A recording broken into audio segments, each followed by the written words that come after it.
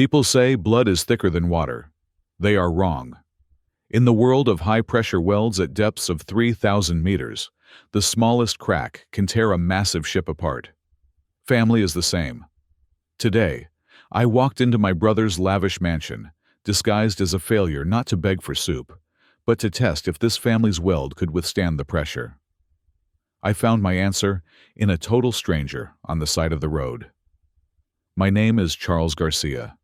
I am 62 years old, and if you saw me standing on the porch of number 42 Oak Ridge Drive that night, you would have assumed I was a man who had lost everything. The wind was howling off Lake Michigan, a bitter, biting gale that carried the specific cruelty of a Chicago winter. It was the 25th of December, and the temperature had dropped to 6 degrees below zero, but the chill I felt had nothing to do with the weather. It came from the knowledge of what I was about to do.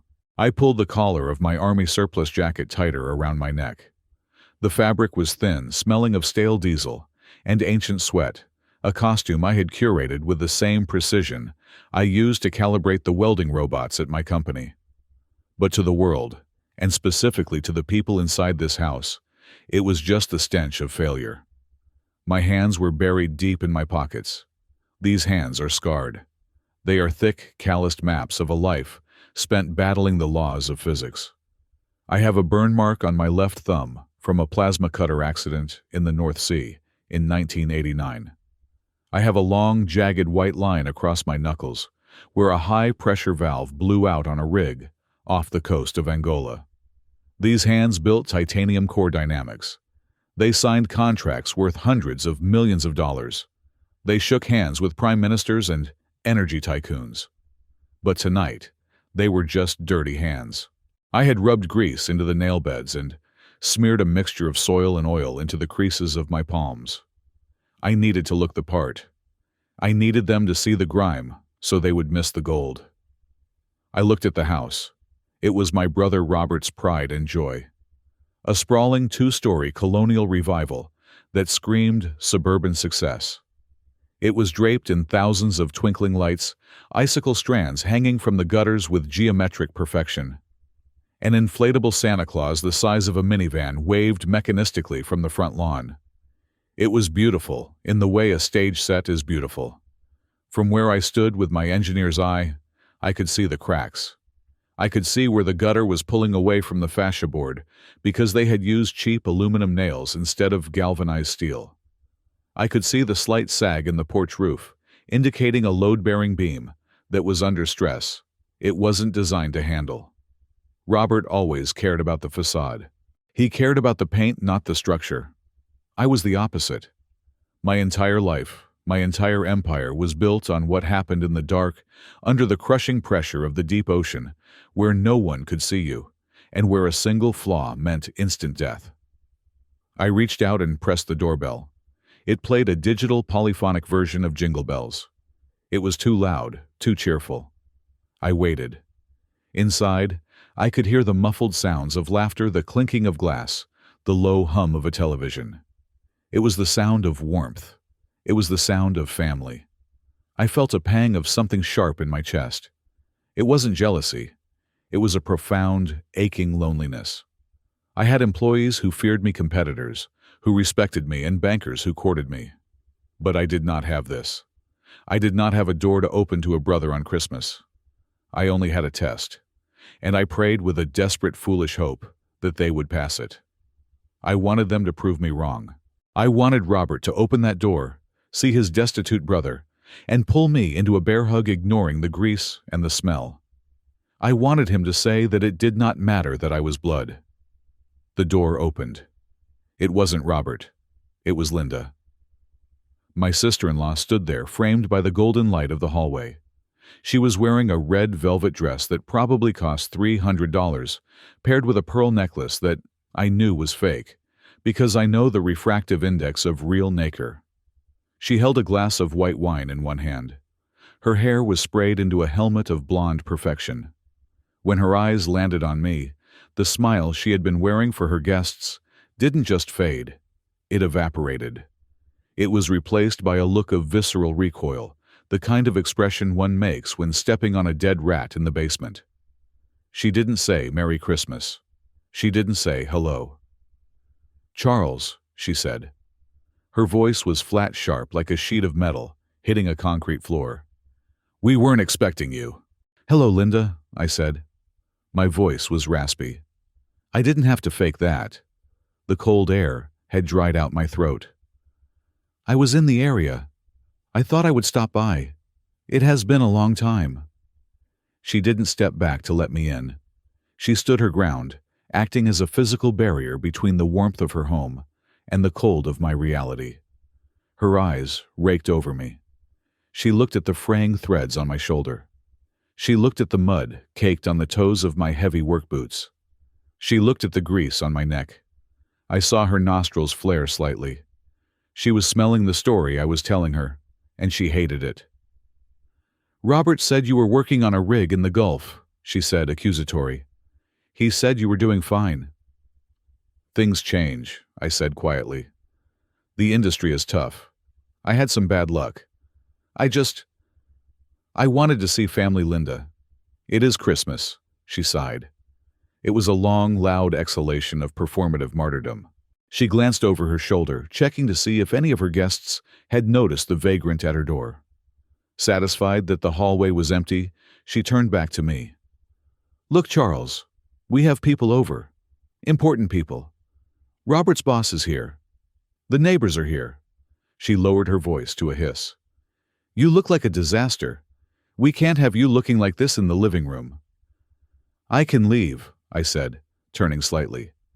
This was the first pivot point. If she let me go, the test was over. I would get in my truck, drive back to the private airfield, and fly to my chalet in Aspen. I would drink a 50-year-old scotch and forget I had a brother. "No, no," she said, irritated. "If you leave now, Robert will mope all night and blame me. He has a soft spot for you, God knows why. You can come in." She stepped back, but as I moved to cross the threshold, she held up a hand palm out, stopping me dead. "The boots," she commanded. I looked down at my feet. My boots. "You are not tracking that filth onto my hardwood floors," she said. "Take them off. Leave them on the porch." "It is 6 degrees below zero, Linda," I said. "If I leave them out here, they will freeze solid. And my socks they are not thick." "That is not my problem," she said, taking a sip of her wine. "I just had these floors refinished last month. It cost $4,000. I am not letting you ruin them with whatever sludge you have been walking in. Boots off or you stay out." I looked at her. I looked for a flicker of empathy. I searched her face for any sign that she understood the physical pain of standing in stocking feet on a frozen porch. There was nothing. Just the cold calculation of property value versus human comfort. I bent down. My joints cracked. That was real too. Years of saturation diving take a toll on your knees. I untied the laces with my stiff, cold fingers. I pried the heavy boots off one by one, setting them next to a pot of frozen decorative kale. I stepped out of them. The cold of the concrete porch bit instantly through the thin wool of my socks. It was a sharp, stinging pain that shot up my shins. "Happy?" I asked. She didn't answer. She just waved me inside and closed the door quickly, as if afraid the poverty might blow in with the wind. The heat of the house hit me like a physical blow. It was stiflingly hot, set to at least 75 degrees. The air smelled of cinnamon pine needles and expensive perfume. It was a sensory overload after the sensory deprivation of the storm. I stood on the small rug inside the door, afraid to step onto the wood she was so protective of. "Don't touch anything yet," Linda said, staring at my hands. "Good Lord, Charles. Look at you. You look like you have been digging in a coal mine. Go to the kitchen. Use the service sink in the laundry room, actually. No, the kitchen is closer, but don't touch the towels. Use the paper towels." "I just want to say hello to Robert," I said. "Not with those hands," she snapped. "Wash them. Use the Dawn dish soap under the sink. It cuts grease. And scrub them. I don't want you leaving black fingerprints on my furniture." I walked to the kitchen. My socks left damp footprints on the floor, and I saw Linda wince with every step I took. I walked past the dining room. I saw the table set for 12, fine china with gold rims, crystal wine glasses that caught the light of the chandelier, a centerpiece made of fresh holly and white roses. It was a scene from a magazine. I knew the truth about this house because I know how to read data. I have a team of analysts who can find the financial stress points of a corporation in 10 minutes. Finding the stress points of a suburban family took me 30 seconds on a public database. Robert had taken out a second mortgage 3 years ago. His credit cards were maxed out to 90% of their limit. He was leasing 2 luxury cars he couldn't afford. This entire scene, the wine, the china, the house itself was a bubble. It was a high-pressure vessel with structural fatigue, waiting for a catastrophic implosion. They were drowning in debt. Yet here was Linda, worried about mud on a floor she didn't truly own. I entered the kitchen. It was sleek, white, and sterile. Granite countertop, stainless steel appliances that looked like they had never been used. I went to the sink. I turned on the water. It was hot. I pumped the dish soap onto my hands. It smelled of artificial lemon. I began to scrub. I looked at my reflection in the dark window above the sink. I saw a tired old man. I saw the deep lines around my eyes. I saw the gray stubble on my chin. But beneath that, I saw the eyes of the man who had solved the containment breach at the Mariana Trench extraction site in 2015. I saw the man who had stared down typhoons and union strikes and hostile takeovers. I scrubbed my hands until the skin was raw and red. The grease didn't come off completely. It never does. It is part of the skin now, a tattoo of the trade. I dried them with a paper towel as instructed and threw the paper in the trash. I walked back out toward the living room. I could hear Robert's voice now. He was booming, confident, telling a story. "So I told the district manager," Robert was saying. "I said, look, you want logistics, I will give you logistics. But you have to let me run the floor my way." And bam, productivity up 20% in the fourth quarter. He was lying. I knew for a fact his warehouse was underperforming. I knew he was on a performance improvement plan. But Robert always liked to play the hero. I stood in the archway of the living room. The Christmas tree was 12 feet tall, a monster of a thing covered in vintage ornaments. Under the tree, the pile of gifts was obscene. Dozens of boxes wrapped in silver and blue paper. Thousands of dollars of merchandise for people who didn't have $1,000 in their savings account. Linda appeared at my elbow. She handed me a plastic cup. Not a glass. A red plastic cup, the kind you see at college fraternity parties. "Here," she said. "Tap water. We are out of the bottled sparkling water." She wasn't out. I had seen a case of Perrier in the pantry when I walked in. "Thank you, Linda," I said. "Go sit in the corner," she whispered, pointing to a small, stiff-backed wooden chair that had been pulled in from the kitchen, placed far away from the velvet sofas and the fireplace. "Don't circulate, don't embarrass us, just sit there. I will bring you a plate when we are done serving the important guests." I took the cup. The plastic crinkled in my grip. I walked over to the wooden chair and sat down. My feet were numb. My hands smelled of lemon and shame. I watched my brother, who was currently pouring a 20-year-old scotch into the glass of a man I recognized as the local car dealership owner. Robert looked good. He had put on weight, soft weight, the kind that comes from desk lunches and sedentary stress. He was wearing a cashmere sweater that probably cost more than the monthly payment on his maxed-out visa. He hadn't seen me yet. Or maybe he had, and his eyes had just slid over me, refusing to register the anomaly in his perfect picture. I took a sip of the tap water. It was lukewarm. This was the baseline. This was zero depth. I had descended to the bottom.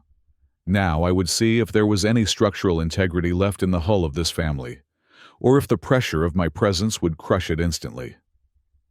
I sat and I waited for them to notice the ghost in the room. I waited for the storm outside to be nothing compared to the storm I was about to unleash inside. I was Charles Garcia, and I had come home. The transition from the living room to the dining room was a choreographed exercise in social exclusion. Linda directed the guests to their seats with the grace of a seasoned conductor, assigning the head of the table to Robert's boss and placing the neighbors in the prime spots near the center. I was left standing until the very end, a variable that did not fit into her equation. Finally, she pointed a manicured finger toward the far end of the table, near the swinging door that led to the kitchen. It was a spot where the draft from the pantry hit the back of your neck every time someone went for more wine. I sat down. The contrast in the place settings was so deliberate, it almost felt like performance art. Everyone else had heavy cream-colored porcelain plates with a gold filigree border. They had heavy silver forks and knives that felt substantial in the hand. They had linen napkins folded into the shape of swans. In front of me, Linda had placed a flimsy white paper plate, the kind that loses its structural integrity if you put anything remotely moist on it. Next to it was a red plastic fork and a serrated plastic knife, still in its cellophane wrapper. There was no linen napkin for me, just a small stack of paper napkins, the cheap kind that feels like sandpaper against the lips. Robert sat at the head of the table beaming. He tapped his crystal glass with a silver spoon, calling for attention. He looked the part of the patriarch flushed with alcohol and the illusion of prosperity. "Tonight is about gratitude," Robert announced, his voice booming a little too loud for the room. "We are blessed. We have our health. We have our success. We have this beautiful home. And we have family, even the ones who have lost their way." He raised his glass in my direction. It wasn't a toast. It was an indictment. The guests turned to look at me, their expressions a mixture of pity and discomfort. I raised my red plastic cup of tap water in return. I did not smile. I simply drank. The water tasted of chlorine and iron pipes. To my right sat Kevin, my nephew. He was 28 years old, though he dressed like he was auditioning for a role in a movie about Wall Street bankers from the 1980s. He wore a navy suit that was too tight across the shoulders and a watch that was too big for his wrist. He spent the first 10 minutes of the meal ignoring me entirely, his eyes glued to his smartphone, checking notifications with a frantic dopamine-addicted intensity. Kevin was the family's golden boy, the entrepreneur, the visionary. Or so Robert and Linda liked to tell people. To me, Kevin represented a specific type of modern decay. He was a man who wanted the harvest without plowing the field. He wanted the friction without the heat. So Kevin, one of the neighbors, asked, slicing into their prime rib, "Robert tells us you are launching a new venture, something in finance." Kevin finally looked up from his phone. His face transformed. He put on a smile that was all teeth and salesmanship. "It is not just finance," Kevin said, leaning forward. "It is the future of wealth transfer. We are calling it Nexacoin. It is a decentralized, hyper-deflationary asset on the blockchain. We are revolutionizing how people think about liquidity." I cut a piece of my dry turkey with the plastic knife. The handle bent under the pressure. I watched Kevin work the room. He used words like yield farming and staking rewards with the confidence of a preacher, but there was no substance behind them. I have sat in boardrooms with 20-year-old geniuses who could code circles around my entire engineering team. Kevin was not one of them. Kevin was a parrot repeating phrases he had heard on TikTok. "Is it like Bitcoin?" Linda asked, looking at her son with adoring eyes. "Bitcoin is a dinosaur, Mom," Kevin scoffed, taking a sip of wine. "Bitcoin is for boomers. Nexacoin is about community. We are building an ecosystem. We are going to the moon." The table murmured in appreciation. They didn't understand what he was saying, but they understood the cadence of success. They heard the promise of easy money, and in this house that was the only religion that mattered. I swallowed a bite of mashed potatoes. They were cold. "What is the utility?" I asked. The table went quiet. It was the first time I had spoken since sitting down. Kevin turned his head slowly to look at me. His expression was one of amused disbelief, as if the family dog had suddenly started speaking Latin. "Excuse me," Kevin said. "What is the utility of the token?" I repeated, keeping my voice level. You said it is a deflationary asset. But what does it actually do? Is it a governance token? Does it solve a scalability issue on Layer 2? Or is it just a speculative vehicle dependent on new buyers, providing exit liquidity for early holders? Kevin blinked. For a split second, the mask slipped. I saw the panic of a student who hadn't done the reading assignment. He didn't know what Layer 2 meant. He probably didn't know what a blockchain actually was beyond a buzzword. It is about freedom, Uncle Charles. Kevin stammered, his face reddening. It is about breaking away from the centralized banking system that keeps people poor. That is a philosophy, not a utility, I said. I am asking about the code. What is your consensus mechanism? Proof of stake. Proof of work. Kevin laughed, a harsh, defensive sound. He looked around the table, inviting everyone else to join in the joke. Listen to this, Kevin said, gesturing at me with his fork. Uncle Charles is suddenly an expert on fintech. You spend your life fixing toilets and welding pipes in the mud, and now you want to lecture me on the blockchain. I am just curious, Kevin, I said. You are not curious. You are bitter, Kevin snapped. That is the problem with your generation. You have a poverty mindset. You think you have to trade hours for dollars. You think you have to sweat to make money.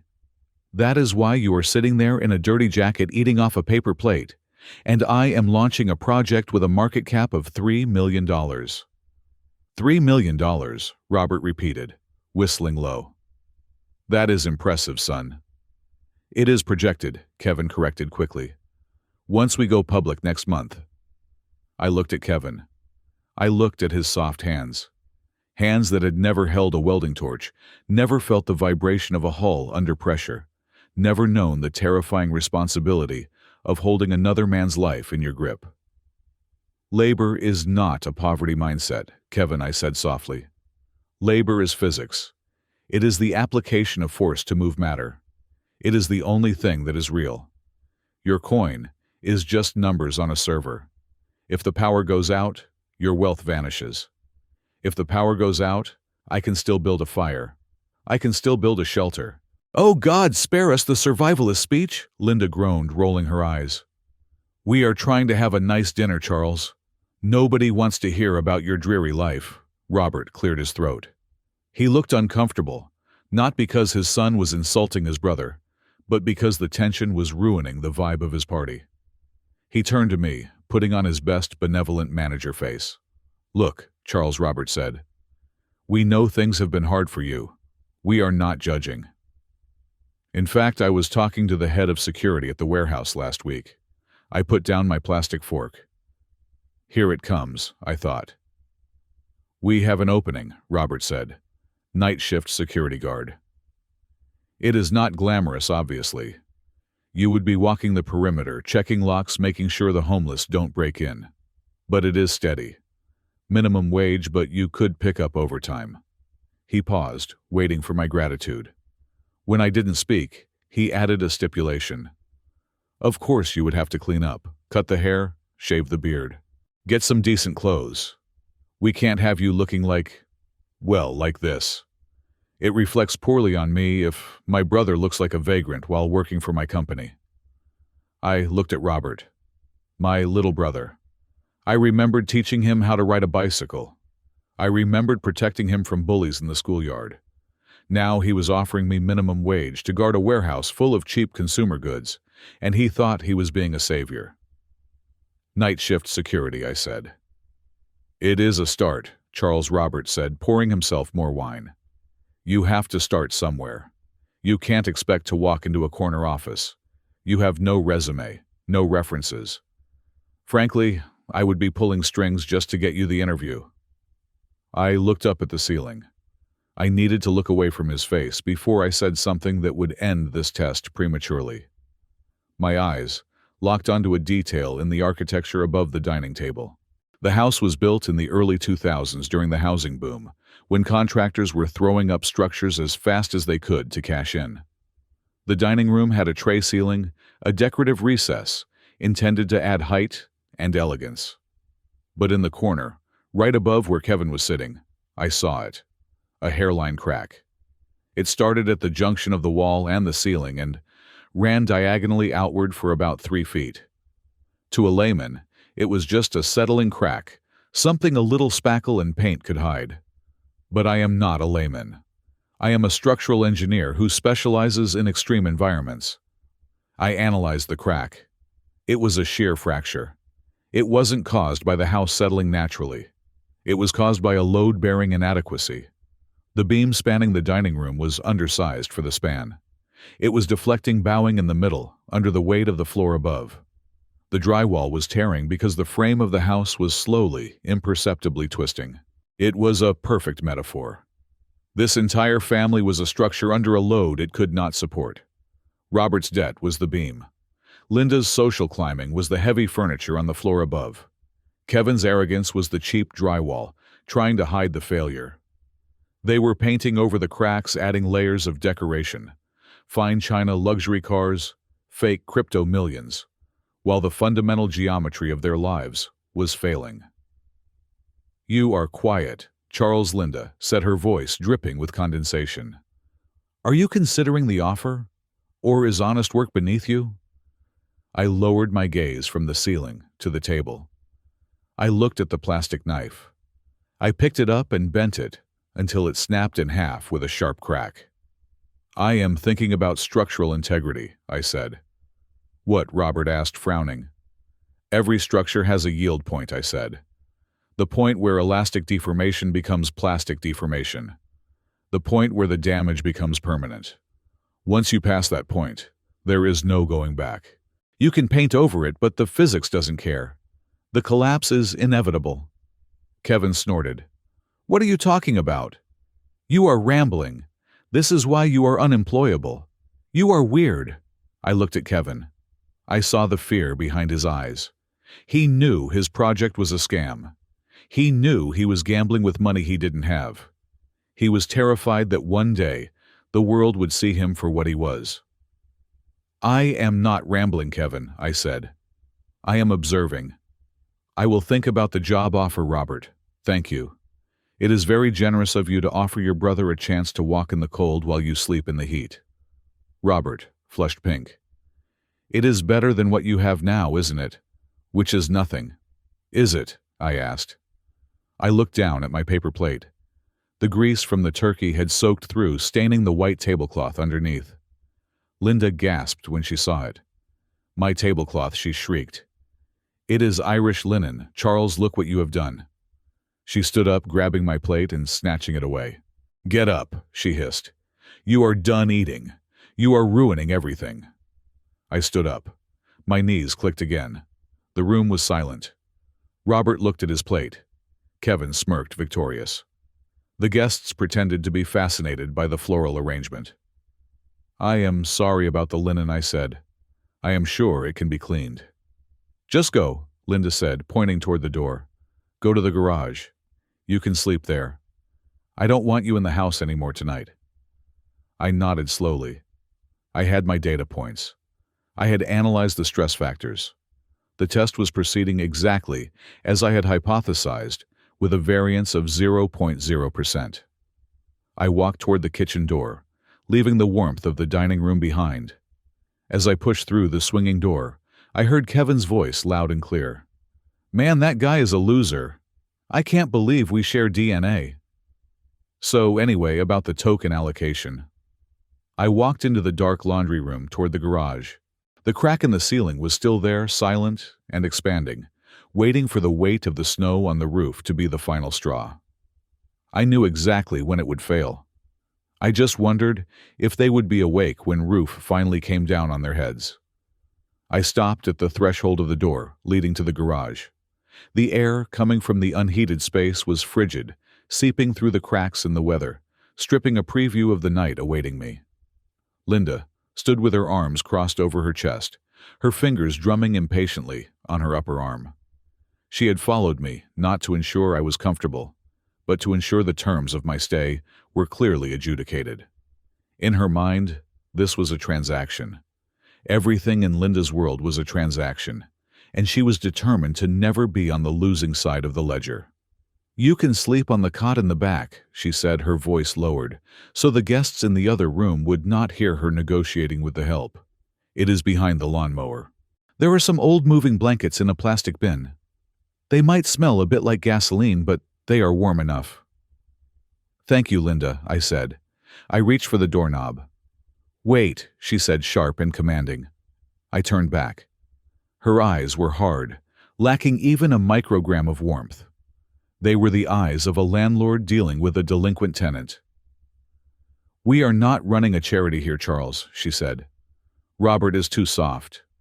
He would let you mooch off us forever if I let him. But I do not let him. If you are staying under our roof, you contribute. I waited. I wanted to hear the price of a night on a cot in a freezing garage. It is supposed to snow another 6 inches tonight, she said. Tomorrow morning before the neighbors wake up, I want the driveway shoveled. And not just a path. Clear the whole thing. And salt it. We have bags of salt in the shed. I nodded. Shovel the driveway. Understood. And she added, raising a finger. The utility sink in the basement has been leaking for weeks. Robert keeps saying he will call a plumber, but since you are here, and you claim to be so handy with pipes, you can fix it. I want it done before you come up for breakfast. No work, no food. Do we understand each other? I looked at her. I looked past the layers of makeup, past the jewelry, past the defensive wall of arrogance she had built around her insecurities. I looked for a soul. I looked for that spark of humanity that separates us from the machines I build. I found nothing. There was no compassion in her offer. It was a calculation. She saw a desperate man, and her instinct was not to help him up but to see how much labor she could extract from him in exchange for a few scraps of bread. It was the logic of a slave driver disguised as suburban pragmatism. We understand each other perfectly, Linda, I said. She turned on her heel and marched back toward the laughter and the clinking glasses, satisfied that she had squeezed value out of a stone. I stood there for a moment, my hand resting on the cold brass of the doorknob. The anger I expected to feel did not come. Instead, I felt a familiar cold resolve. It was the same feeling I used to get in the decompression chamber, listening to the hissing of the gas preparing to descend into the abyss. I opened the door and stepped into the garage. It was dark, illuminated only by the streetlights filtering through a small, grimy window high on the wall. The air smelled of rubber oil and the sharp metallic tang of cold tools. I did not go to the cot.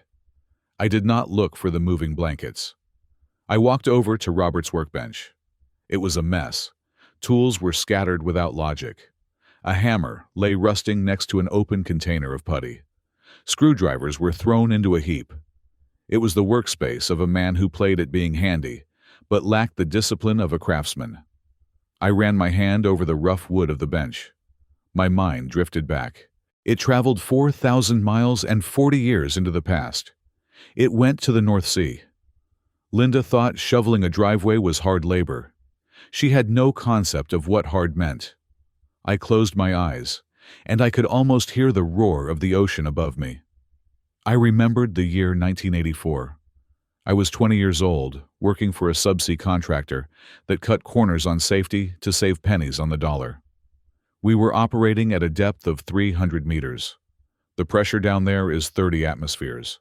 That is roughly 440 pounds per square inch, crushing in on you from every direction. I remembered the darkness. It is not the darkness of a garage or a basement. It is a primal, heavy darkness that swallows light. You are alone in a diving bell, breathing a mixture of helium and oxygen that makes your voice sound like a cartoon character, but there is nothing funny about it. You are cold. The water temperature is near freezing, and the heat is sucked out of your body through the suit faster than you can generate it. You are welding a pipeline that carries enough oil to power a city, and you are doing it with a margin of error measured in millimeters. I remembered the day the umbilical snagged. I was outside the bell, welding a structural brace on the jacket of the platform. The current shifted a massive, invisible hand of water that slammed me against the steel. My breathing gas line caught on a jagged piece of rebar. The flow stopped. In that moment, there is no panic. Panic uses oxygen, and oxygen is the only currency that matters. There is only a cold, crystalline clarity. You have seconds. I had to reach behind my helmet blind with hands numb from the cold and manipulate a valve that had not been turned in 6 months. I had to free myself while the crushing weight of the ocean tried to squeeze the life out of my lungs. I survived. I freed the line. I finished the weld. That night, sitting in the decompression chamber, shaking from adrenaline and hypothermia, I made a vow. I would never be at the mercy of another man's incompetence again. I would build better machines. I would build better protocols. I would build an empire where safety was not a line item to be cut, but the foundation of the entire structure. That was how Titanium Core Dynamics was born. It was not born in a boardroom with PowerPoint presentations. It was born in the freezing dark under 300 bar of pressure, fueled by the absolute refusal to die. I built my company with these hands, the same hands Linda was afraid would dirty her towels. I built it with blood. I lost friends down there. I saw good men die because of bad equipment. I earned every single penny of my $4.5 billion. And now here I was, standing in a garage in Chicago, being told that if I wanted a bagel in the morning, I had to fix a leaky sink. The absurdity of it washed over me. It was almost funny. But the laughter died in my throat when the door from the house opened again. It was Kevin. He stumbled in, bringing a blast of warm air and the smell of expensive cologne mixed with wine. He was holding a cigarette, though I knew his mother didn't allow smoking in the house. He looked at me, standing by the workbench in the semi-darkness. "Still here, huh?" Kevin said, a smirk playing on his lips. He flicked his lighter, the flame illuminating his soft, arrogant face. "I thought maybe you would have wandered off to find a bridge to sleep under." I watched him light the cigarette. He held it awkwardly. He was posing, playing the role of the disaffected rebel, just like he played the role of the businessman. "Linda said I could stay," I said quietly. "Yeah, well, Mom is a saint," Kevin said, exhaling a plume of smoke. "Honestly, it is kind of embarrassing, Uncle Charles. Having you here. I have investors inside. Serious people. If they see you, they might think bad genes run in the family." He laughed at his own joke. It was a cruel, hollow sound. I looked at him. I saw a young man who was terrified. He was terrified of being ordinary. He was terrified of having to work. He had built a house of cards on a foundation of lies, and he was projecting his own insecurity onto me. He needed me to be a failure so he could feel like a success. "You should be careful with that ash," I said. "There are gas cans near the mower." "Relax, old man," Kevin sneered. "I know what I am doing. Unlike you. Dad says you wasted your life. Says you had potential back in the day, but you threw it away to go play in the mud. And now look at you, 60-something and begging for scraps." I did not get angry. You do not get angry at a child who doesn't know the stove is hot. You just feel a deep, abiding pity. "I am not begging, Kevin," I said. "I am visiting. There is a difference." Kevin rolled his eyes. "Whatever. Just stay out of sight, okay? I am closing a deal tonight. $50,000 in seed capital from the neighbors. I don't need you jinxing it with your poverty vibes. $50,000. I carried that amount in my wallet sometimes. It was the cost of a single specialized valve on one of my subsea robots." I reached into the inner pocket of my dirty army jacket. My fingers closed around the paper. It was a red envelope. It was old, the corners bent, the paper slightly faded. It looked like something you would find in the bottom of a junk drawer. But inside, there was a check. I had written it this morning sitting in my private jet before we landed. It was a check for $100,000. I had intended to give it to Kevin. I had thought perhaps that underneath the bluster and the arrogance there was a young man who just needed a chance. I thought if I gave him a cushion, a real start, maybe he would stop scamming people and build something real. Maybe he could go back to school. Maybe he could learn engineering. I pulled the envelope out. "Kevin," I said. He looked at the envelope in my hand. He squinted, trying to make out what it was in the dim light. "What is that trash?" he asked. "It is a gift," I said. "I know I do not look like much right now. And I know you think I have nothing. but I wanted to give you this. For your future. I held it out to him. My hand was steady. The red paper stood out against the grease on my skin. Kevin looked at the envelope. Then he looked at my face. He didn't see a gift. He saw a handout from a beggar. He saw a crumpled piece of paper that probably contained a $5 bill or a sermon about hard work. His pride, fragile and inflated, couldn't take it. He reached out, but he didn't take the envelope. He slapped my hand. It was a sharp, stinging slap. The envelope flew out of my grip. It fluttered through the air like a wounded bird and landed face down on the oil-stained concrete floor, right next to a pile of sawdust. "Get that trash away from me," Kevin spat. "You think I need your charity. You think I need $5 from a loser like you. I am going to be a millionaire, Uncle Charles. I don't need your pity." He stepped on the envelope. He ground the heel of his expensive Italian loafer into the red paper, tearing it, grinding the dirt into it. "Keep your pennies," he said. "Use them to buy bread. You look like you need it more than I do." He turned and walked back toward the door, taking one last drag of his cigarette, before flickering the butt onto the floor, mere inches from the gas can I had warned him about. "Don't burn the house down," he called over his shoulder. Although honestly, the insurance money would probably be worth more than this dump. The door slammed shut. The lock clicked. I stood alone in the silence. I looked down at the floor. The red envelope was ruined. The check inside was likely torn or smeared with grease. $100,000 destroyed by the heel of a boy who thought he was a king. I did not pick it up. I looked at the cigarette butt smoldering on the floor. I walked over and crushed it out with my heavy boot. Safety first. Always safety first. Then I looked at the cot in the corner. I looked at the shovel leaning against the wall. "No," I said aloud to the empty room. I was not going to shovel the driveway. I was not going to fix the sink. And I was certainly not going to sleep on a cot behind a lawnmower. The test was over. The data was collected. The results were conclusive.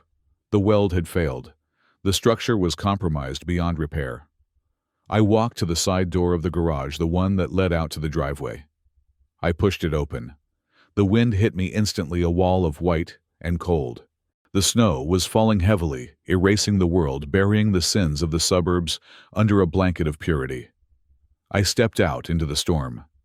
I did not look back at the house. I walked down the long driveway past the luxury cars, leasing their time, past the inflatable Santa Claus, waving manically in the wind. I walked toward the main road. I had one more stop to make. I had found rot in my own bloodline, but earlier that day on the side of a frozen highway, I had found steel in a stranger. And if there is one thing a man like me knows, it is that you build with steel, not with rot. I began to walk faster, the cold energizing me. The homeless man was gone. Charles Garcia was waking up, and tomorrow the world would know the difference. I reached the end of the long, winding driveway, where the private road met the county highway. There was a small, dilapidated bus shelter there, a three-sided structure made of clouded plexiglass and rusted steel. I swept a layer of snow off the metal bench with my glove and sat down. The wind was blocked here, creating a small pocket of stillness in the chaos of the storm. I checked my watch. My security team was 7 minutes out. They tracked my biometrics. They knew my heart rate had spiked in the garage, and they were likely driving at speeds that would terrify a civilian to get to me. But I was calm. I was perfectly coldly calm. I sat there in the dark, listening to the silence of the falling snow, and I let my mind drift back. I needed to wash the taste of my family's greed out of my mouth. I needed to remember why I was doing this. My thoughts traveled back 7 hours to the early afternoon, to a stretch of desolate highway 30 miles west of here. I had been driving a 1998 Ford F-150, a truck I had purchased specifically for this day, from a salvage yard for $800. It was a rust bucket, the bed eaten away by corrosion, the suspension, shot, the muffler held on by wire. It was the perfect prop. But props, unlike well-maintained machinery, are unpredictable. I was driving down a two-lane road, flanked by frozen cornfields, when the engine sputtered. I felt the loss of power instantly. The steering wheel locked up as the power steering pump died. The truck coasted to a halt on the shoulder, the engine coughing one last time before falling into a dead silence. I popped the hood. Steam hissed out, curling into the gray sky. A heater hose had burst, spraying coolant all over the distributor cap and shorting out the ignition system. I stood by the side of the road, leaning against the cold metal of the truck. I was Charles Garcia, a man who could command a fleet of deep-sea submersibles with a single phone call. But in that moment, I was just an old man with a broken truck on a freezing day. I decided to wait. I wanted to see who would stop.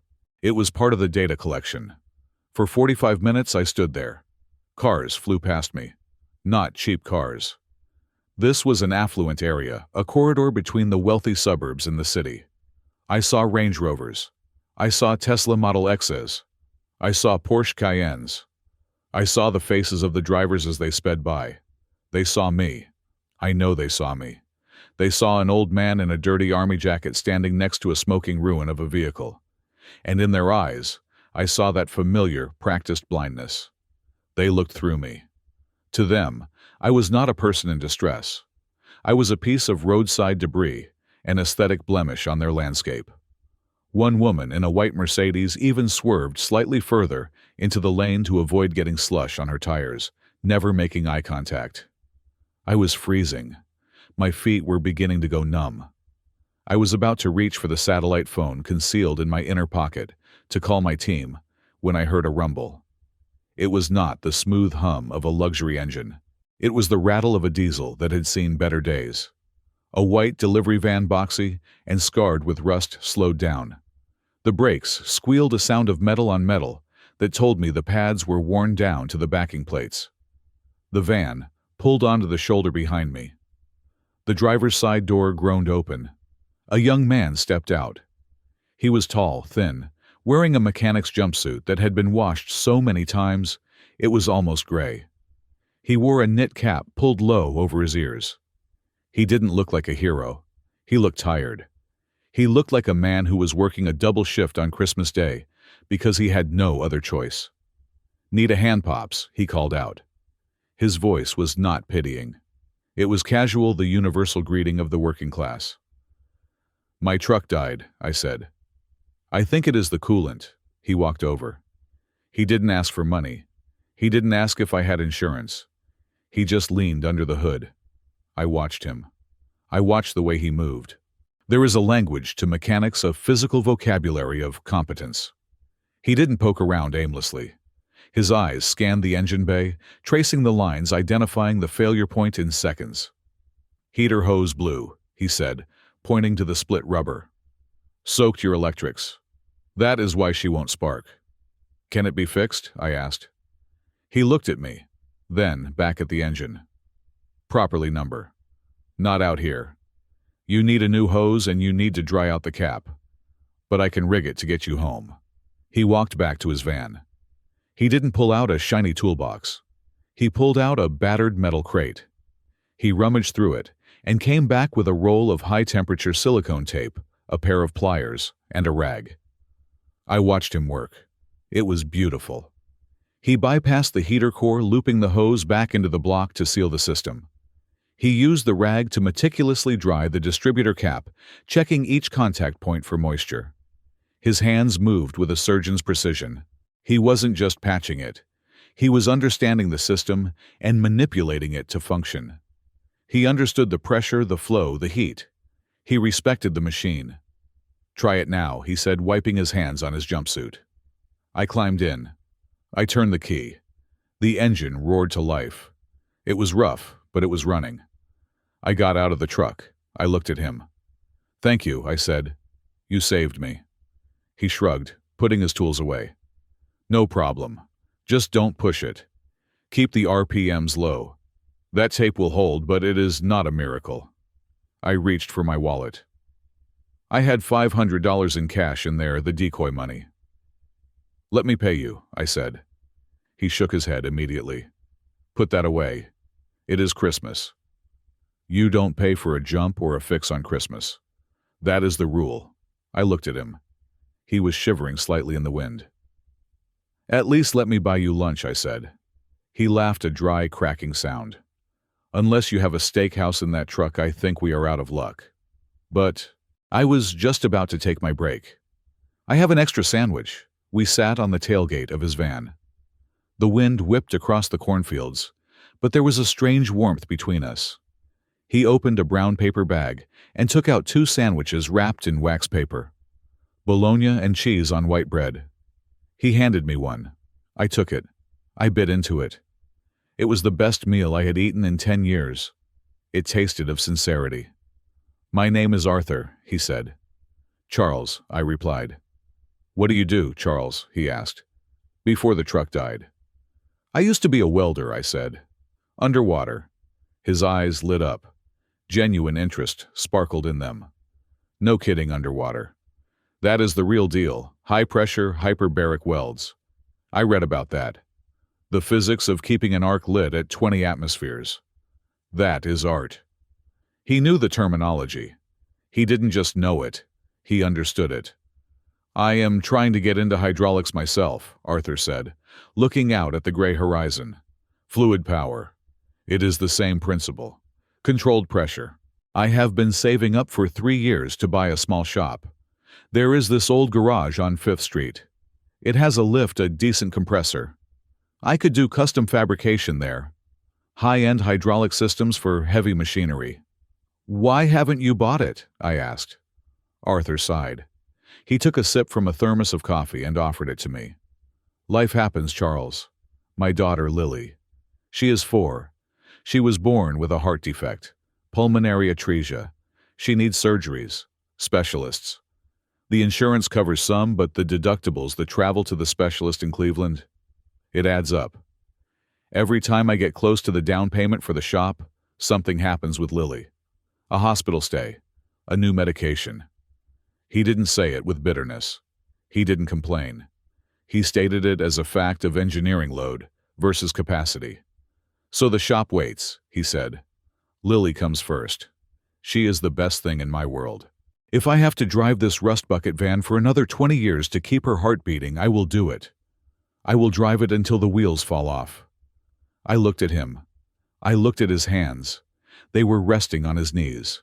They were large hands. The knuckles were swollen from the cold and the work. There was a fresh cut on his index finger, rimmed with black grease.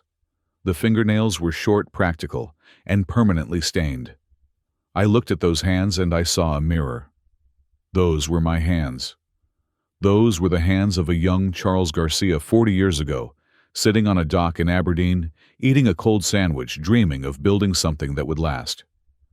Those were hands that created value. They were hands that fixed things. They were hands that would bleed to protect what they loved. In my brother's house, I saw hands that were soft. Hands that swiped screens. Hands that gestured and took and grasped, but never built. Kevin's hands had never felt the resistance of steel. Robert's hands had forgotten the weight of a tool. But Arthur had the hands of a king in disguise. I finished my sandwich. You are a good man, Arthur, I said. I am just a guy, he said, crumpling up the wax paper. We are all just trying to keep the engine running right. He stood up. I have to get back. Dispatch will kill me if I am late. You going to be okay getting home? I will be fine, I said. Arthur. The shop. How much do you need? He laughed. A lot. More than you have in that wallet, Charles. But hey, keep the shiny side up. He climbed into his van. The engine coughed, then roared to life, spewing a cloud of black smoke. He waved once, a simple lift of the hand, and pulled back onto the highway. I watched him go. I stood there on the side of the road, staring at the taillights fading into the snow. I reached into my pocket and pulled out my phone, but I didn't call for a tow truck. I called my chief legal counsel. It is Charles, I said into the phone. I need you to draft a document, immediately. A transfer of ownership, no, not a trust. A direct transfer, 60%, controlling interest. The lawyer on the other end sputtered. Sir, for whom is this? For your nephew? No. I said, watching the snow fill the tire tracks Arthur had left behind. It is for a man named Arthur Miller. Find him. He works for Speedy Delivery Service. He lives in a rental probably near the industrial district.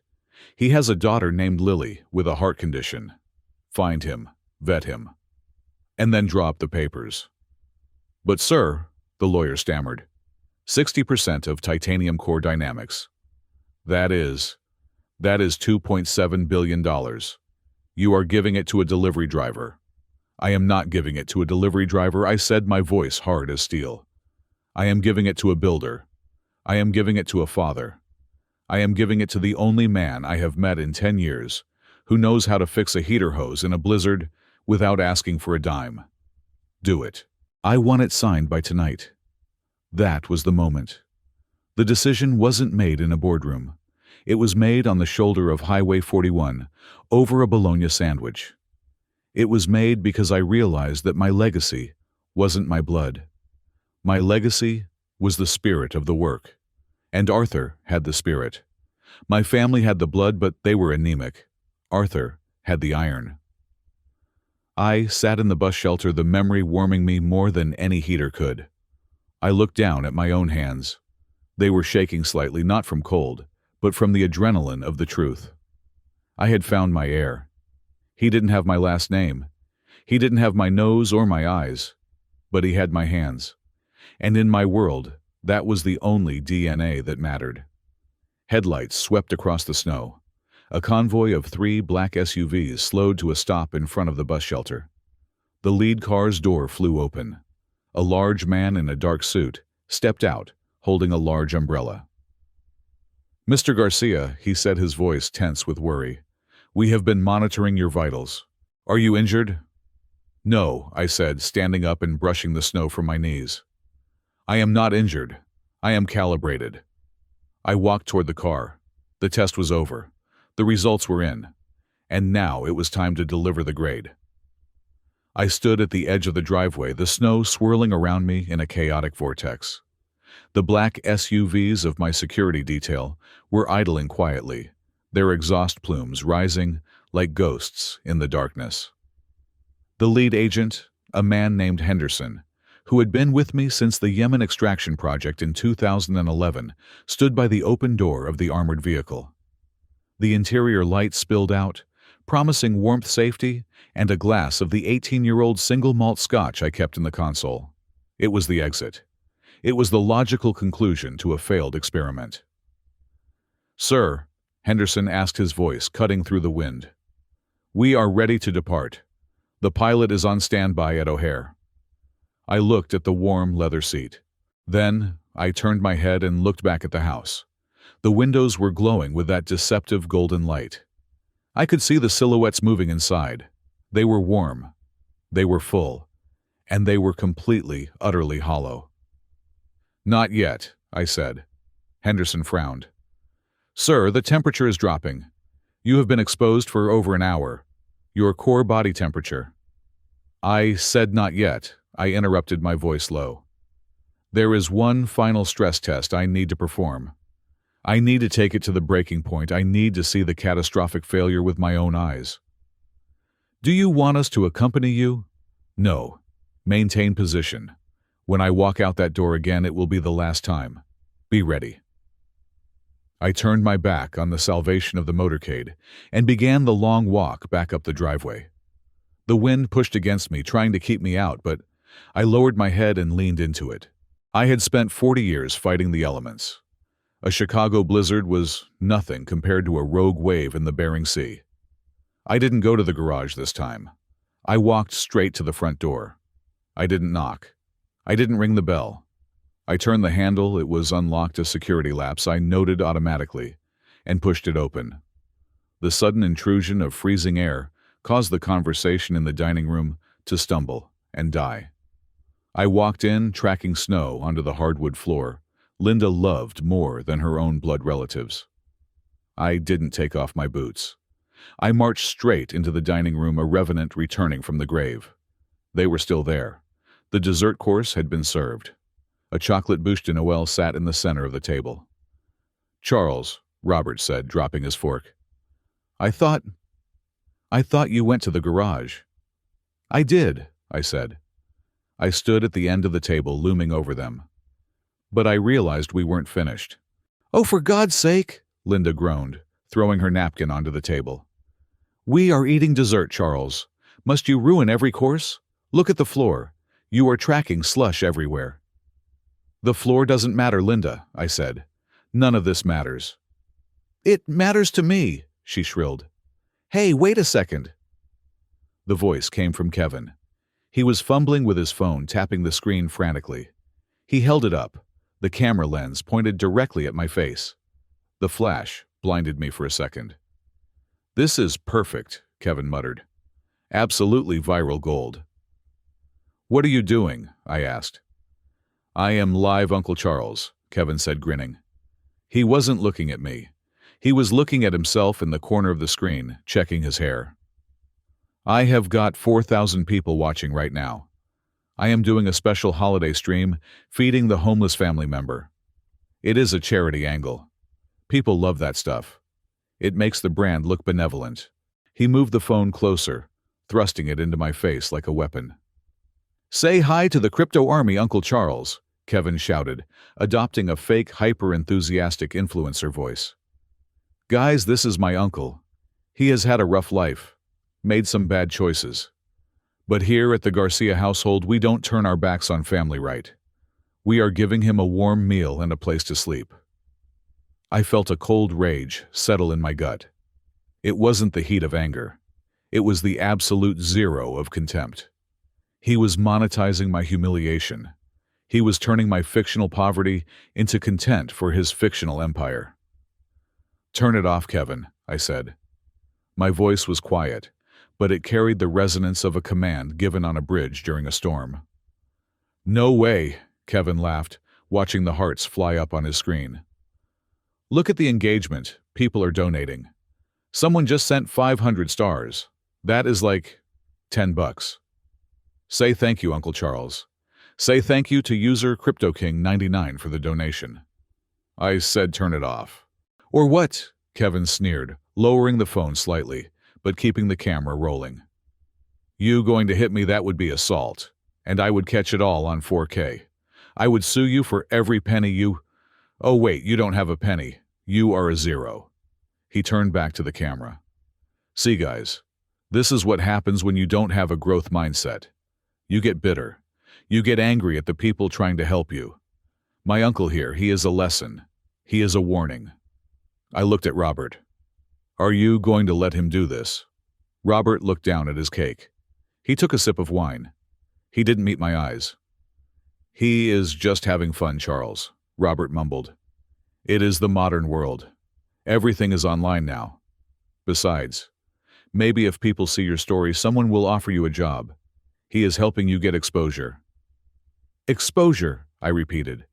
You think this is help? Well, look at you, Charles, Robert snapped, suddenly finding his courage in the bottom of his wineglass. You are a mess. You come into my house smelling like a refinery, looking like a beggar. You embarrass me in front of my boss. You embarrass Linda. And now you are dictating what my son can do in his own house. You are a bad example, Charles. That is what you are. A bad example. A bad example, I said. Yes. Robert stood up, his face flushed. I worked hard. I climbed the ladder. I provided.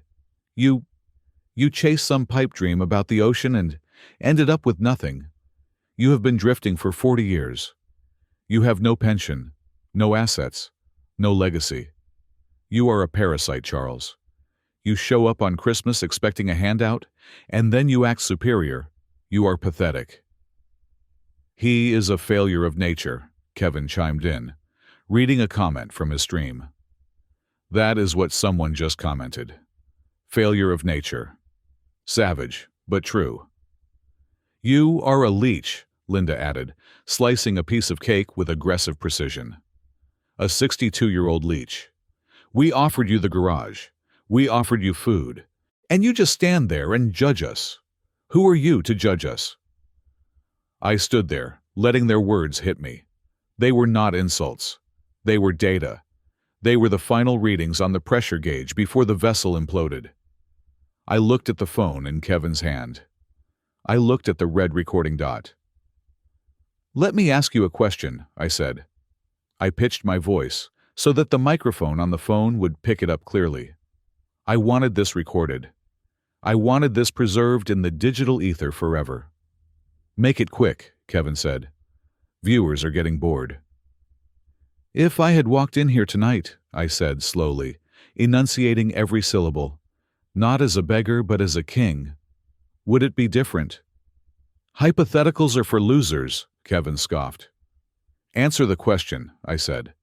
"If I told you right now that I had $10 million in my bank account, that I wasn't a failed welder, but a successful industrialist, if I told you I could buy this entire neighborhood without checking my balance, would you still treat me like a parasite? Would you still make me sleep in the garage?" The room went silent for a heartbeat. Then laughter erupted. It started with Kevin, a high braying sound. Then Linda joined in a sharp cackling laugh. Even Robert chuckled, shaking his head. $10 million, Linda wiped a tear from her eye. "Oh, Charles, you are delirious. The cold has frozen your brain." "But if I did," I pressed. "If I had the money, how would you treat me?" Linda looked at me. She smirked, a look of pure, unadulterated malice. "Honey," she said, leaning forward on her elbows, "if you had $10 million, I wouldn't just let you sleep in the guest room. I would give you the master suite. I would cook you filet mignon every night." She paused for effect. "If you had $10 million, Charles, I would get down on my knees and lick the mud off those disgusting boots of yours. I would polish them with my own hair. Is that what you want to hear?" "Yeah," Kevin laughed. "If you had $10 million, I would let you punch me in the face. I would call you sir, but you don't. You have zero. You have less than zero." "So it is just about the money," I said. "Not the blood, not the history, just the number." "Money is the score, Charles," Robert said, leaning back in his chair. "And you lost the game. Stop fantasizing, it is sad." "Yeah, stop capping," Kevin said to the camera. "Old man is hallucinating wealth. Tragic." I nodded. I had what I needed. The audio was clear. The video was clear. The moral bankruptcy was absolute. $10 million, I repeated softly. "And you would lick the mud from my boots." "Every speck," Linda promised, raising her glass. "Remember those words," I said. "I will write them in my diary," she mocked. "Now, go back to the garage, or leave. I don't care. Just get out of my dining room." I looked at Kevin. "Keep filming, nephew. Don't stop. You are about to get the content of a lifetime." "What is that supposed to mean?" Kevin asked, frowning. I didn't answer. I turned my head toward the living room. The large 85-inch flat-screen television was playing a loop of fireplace footage with Christmas jazz. But I knew the timing. My team controls the cycle. I had sent the signal from my pocket exactly 3 minutes ago. The screen flickered. The fireplace vanished. The soothing jazz cut out. A bright red banner swept across the screen. The graphics of the global news network appeared. The sound of the breaking news alert filled the house, an urgent staccato rhythm that commands attention. "Breaking news," the announcer's voice boomed. "Major industry shakeup." "Who changed the channel?" Linda demanded. "I was listening to the Bublé playlist." "Wait," Robert said, squinting at the screen. "Look." I stepped back, moving into the shadows of the archway. "Turn up the volume, Kevin," I said. "Why?" Kevin asked, but he was already looking at the TV. His thumb drifted to the remote control on the table. He pressed the volume up button. "Shockwaves through the energy sector tonight," the news anchor was saying. She was a serious woman with severe glasses. "Titanium Core Dynamics, the secretive multi-billion-dollar conglomerate responsible for over 60% of the world's deep-sea infrastructure, has just released a press statement." "Titanium Core," Robert frowned. "Hey, isn't that the company that makes the valves we stock in aisle 4? The expensive ones." "Shh," Linda hissed. The statement concerns the company's founder and majority shareholder, the anchor continued.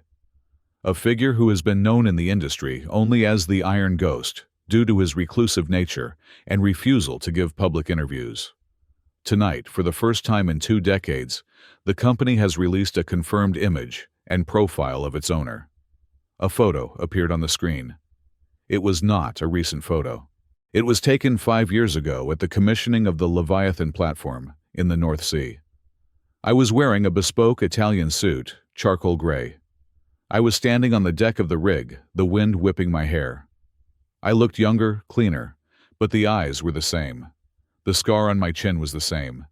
The hands resting on the railing of the rig were the same.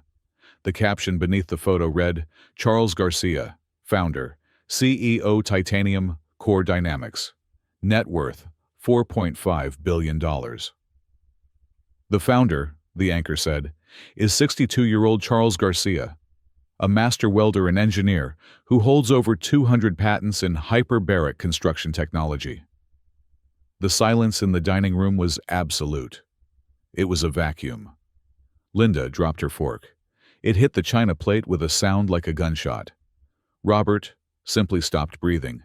His mouth hung open, a piece of chocolate cake visible on his tongue. Kevin lowered his phone. The live stream was still running. The camera was now pointing at the floor, capturing his expensive Italian loafers. I watched them. I watched the cognitive dissonance hit them like a freight train. I watched their brains try to reconcile the dirty, smelly tramp, standing in their hallway, with the titan of industry, staring back at them from the high-definition screen. That, Robert whispered. His voice was a squeak. That looks like... It is a coincidence, Linda said. Her voice was trembling. It is a common name, Garcia. There are millions of Garcias. Look at the scar, Mom, Kevin said. His voice was hollow. He raised his phone again, pointing it at the TV, then slowly panning it back to me. The scar on the chin. He zoomed in on my face. Uncle Charles, he whispered. You asked about the utility of labor, Kevin, I said, my voice cutting through the silence. You asked what a man who fixes pipes knows about value. I took a step forward, back into the light. I built the world you live in, I said. The gas that heats this house, my pipelines carry it. The internet cable that lets you stream your stupidity, my robots laid it. I am the infrastructure. And you are just the rust. No, Linda stood up, bracing herself against the table. Her face had gone the color of ash. No, this is a prank. You are broke. You begged to sleep in the garage. I didn't beg, Linda, I said. I tested. The net worth, Robert stammered, reading the screen. 4.5 billion. With a B, I confirmed. Though the market fluctuated today, it might be 4.6 by now. 10 million, Linda whispered. The words escaped her lips like a curse. She looked at my boots, my muddy, greasy, heavy work boots. Her eyes widened in horror as the memory of her own words from 30 seconds ago came crashing down on her. You said you would lick them, I said coldly. Every speck, she gagged. She actually gagged. But wait, the news anchor said. There is more to this developing story. In a move that has baffled Wall Street analysts, Mr. Garcia has executed a transfer of assets this evening that effectively ends his majority control of the empire he built. Transfer, Kevin said. Transfer to who? To family, hope. It is a disgusting thing when it is born of greed. I saw it flare in Kevin's eyes. I saw it ignite in Robert's face. They thought for one insane second that the test was over, and they had won the lottery. They thought the eccentric Billionaire Act was just a prelude to a massive inheritance. He gave it to us, Robert asked, turning to me, a desperate smile forming. Charles, you gave it to us. Listen, I said. The anchor continued. The controlling stake of Titanium Core Dynamics has been gifted to a private individual in the Chicago area, a man with no prior business connection to Mr. Garcia. The photo changed. It was a driver's license photo. A grainy, unflattering picture of a young man with tired eyes. Arthur Miller, the anchor announced. A local delivery driver and mechanic. What? Kevin screamed. Who? Arthur Miller, I said calmly. He fixed my truck today. He gave me a sandwich. And he didn't ask me to shovel his driveway for it. The room exploded. But I didn't hear the noise. I only heard the satisfying sound of the structure finally irrevocably collapsing. The silence in the dining room was not the silence of peace. It was the silence of a vacuum created after an explosion. The air had been sucked out of the room by the revelation of Arthur Miller's name, but the television, that altar of truth in the center of the living room, was not finished with its sermon. The breaking news alert chimed again, a sharp digital three-note tone that cut through the paralysis of my family like a scalpel. The anchor, the serious woman with the glasses, adjusted her papers. The screen behind her shifted from the graphics of the stock market to a montage of industrial might. For those just joining us, the anchor said, her voice professional and detached, we are continuing our coverage of the shock restructuring at Titanium Core Dynamics. But to understand the magnitude of this transfer, we must first look at the man who has until tonight remained one of the most enigmatic figures in American industry. The screen cut to black for a split second, and then a title card appeared in bold, blood-red letters, The King of the Underground. I sat in my corner, sipping my tap water. I watched my own life being packaged into a 30-second soundbite. It was a strange sensation, like attending your own funeral, but instead of a eulogy, they were reading your bank statement. Charles Garcia, the voiceover, began deep and authoritative. A name that is whispered in boardrooms from Tokyo to London, but rarely spoken in the public sphere. For 40 years, Garcia has been the invisible architect of the modern energy sector. Footage began to roll. It was archive footage I recognized instantly. It showed the massive exoskeleton of the Poseidon rig being towed out to the Atlantic in 2003. It showed a fleet of yellow submersibles branded with the distinctive Titanium Core logo, a stylized atom, encased in a shield, descending into the dark waters of the Pacific. Titanium Core Dynamics is not just a company, the reporter continued. It is the backbone of global subsea infrastructure. If you heat your home with natural gas, if you use high-speed internet cables that run across the ocean floor, if you drive a car fueled by offshore oil, you are using systems built, maintained, and patented by Charles Garcia. The camera cut back to the studio. Garcia's personal net worth, the anchor, stated looking directly into the camera, has been a subject of speculation for decades. However, with the filing of today's public transfer documents, the number has been confirmed. A graphic appeared on the screen. It was a bar chart comparing me to other tech moguls and industrialists. My bar was towering. $4.5 billion, the anchor said. She didn't just say the number, she enunciated it. 4.5 billion. The word hung in the air of the suburban dining room. It was a number that didn't make sense in this context. In this house, money was something you worried about. It was a mortgage payment. It was a car lease. It was a credit card limit of $15,000. 4.5 billion was not money. It was gravity. It was a force of nature that warped reality around it. This valuation, the anchor added, makes Charles Garcia the wealthiest individual in the state of Illinois and places him comfortably within the top 50 richest individuals in the United States. And yet for the last 5 years he has been totally absent from the public eye, leading to rumors of illness or exile. Then came the image. It was the photo I knew they would use. It was taken at the G20 summit in 2018. I was standing next to the German chancellor. I was wearing a bespoke suit, cut by a tailor on Savile Row, a suit that cost more than Robert's car. My hair was trimmed, my beard was groomed, and I looked every inch the titan of industry. I looked powerful. I looked dangerous. I looked like a man who could buy and sell nations, let alone a 3-bedroom house in the suburbs. The TV screen froze on that image. My face, 5 feet tall, high definition, looking out with a steely, uncompromising gaze. And then, the physics of the room finally caught up with the information. Linda was the first to break. She was holding a silver spoon dipped halfway into her chocolate mousse. She had been frozen in that position since the broadcast started, her mouth slightly open, her eyes wide and unblinking. As the number 4.5 billion settled into her consciousness, her motor functions failed. Her fingers simply opened. The spoon fell.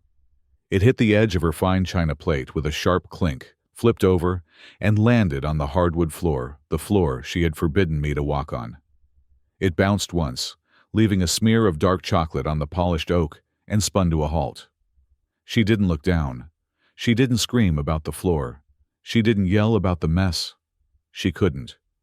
Her brain was trying to process the fact that the man she had ordered to wash his hands with dish soap could have bought the company that made the soap, the factory that bottled it, and the supply chain that delivered it without breaking a sweat. Next was Kevin, the entrepreneur, the visionary, the boy who thought a live stream with 4,000 viewers was the pinnacle of influence. He was still holding his phone, but his arm had gone slack. He was staring at the TV, his mouth moving silently, trying to form words that wouldn't come. 4.5, he whispered. His grip loosened. The latest model iPhone, the device he worshipped as his connection to the world, slipped from his sweat-slicked palm. It didn't fall on the rug. It fell directly onto the slate coaster on the table. Crack. The sound was sickeningly loud. The screen shattered. The spiderweb fracture bloomed across the glass, obliterating the image of his live stream. The device that was his entire identity lay broken among the breadcrumbs. Kevin didn't reach for it. He didn't curse. He just stared at the TV, at the photo of me in the suit. And then Robert, my brother, the man who had offered me a minimum wage job as a night watchman, the man who had told me I was a bad example. Robert slowly turned his head. It was a mechanical movement, jerky and painful, as if his neck rusted tight. He looked away from the high-definition image of the billionaire on the screen. He looked across the table, past the centerpiece of white roses, past the crystal wine glasses, past his wife and son, who were effectively catatonic. He looked at me. I was sitting in the shadows of the corner on the hard wooden chair. I was wearing the dirty army jacket. My boots were still caked with mud. I held the red plastic cup of lukewarm tap water in my scarred hand. I took a sip. I swallowed. I lowered the cup. I met his gaze. There was no triumph in my eyes. There was no "I told you so." There was only the cold, hard neutrality of a mirror. I was reflecting his own shallowness back at him. I was showing him exactly what he had failed to see. He looked at the TV, Charles Garcia, billionaire. He looked at the corner, Charles Garcia, brother. They were the same man. They had always been the same man. The only difference was the costume, and Robert had been unable to see past the fabric. "Charles," Robert croaked. His voice was unrecognizable. It sounded like a child's voice, small and terrified. Is that real?" I didn't answer him. I didn't need to. The television answered for me.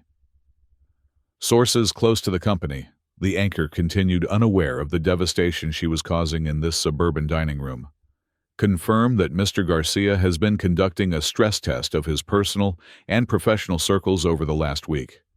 The transfer of the company to Mr. Miller appears to be the conclusion of this test. Mr. Garcia has effectively divested himself of his responsibilities to hand the reins to a successor he deems worthy."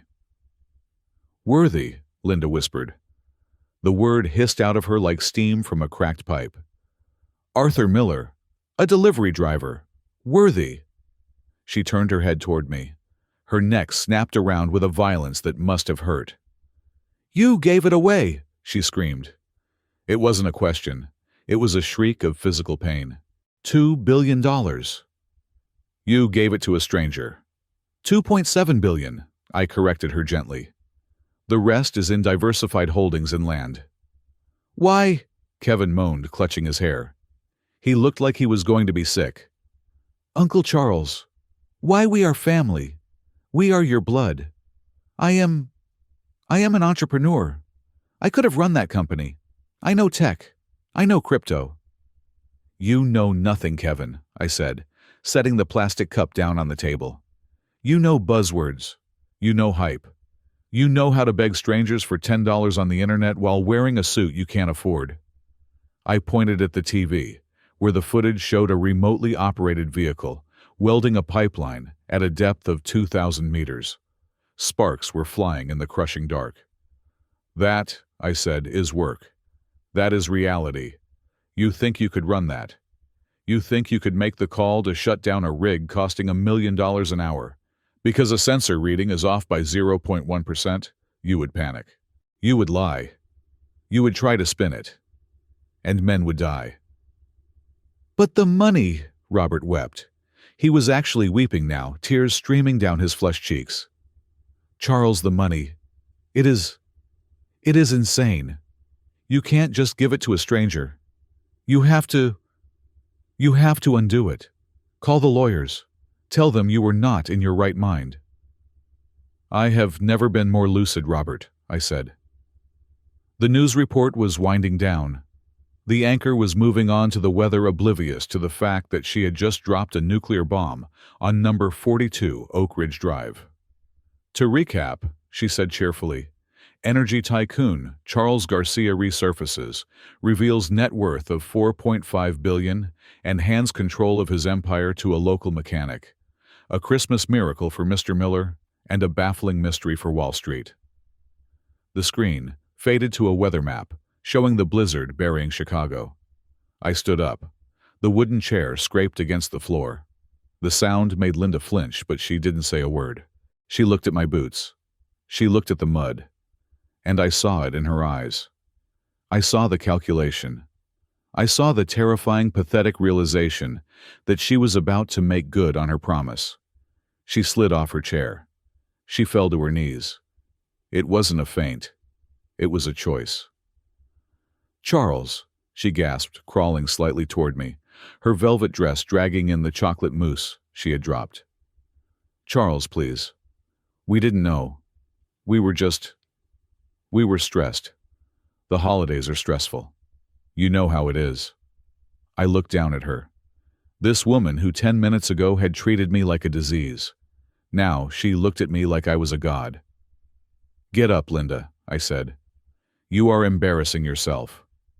I will clean them, she babbled, reaching for my boot with a shaking hand.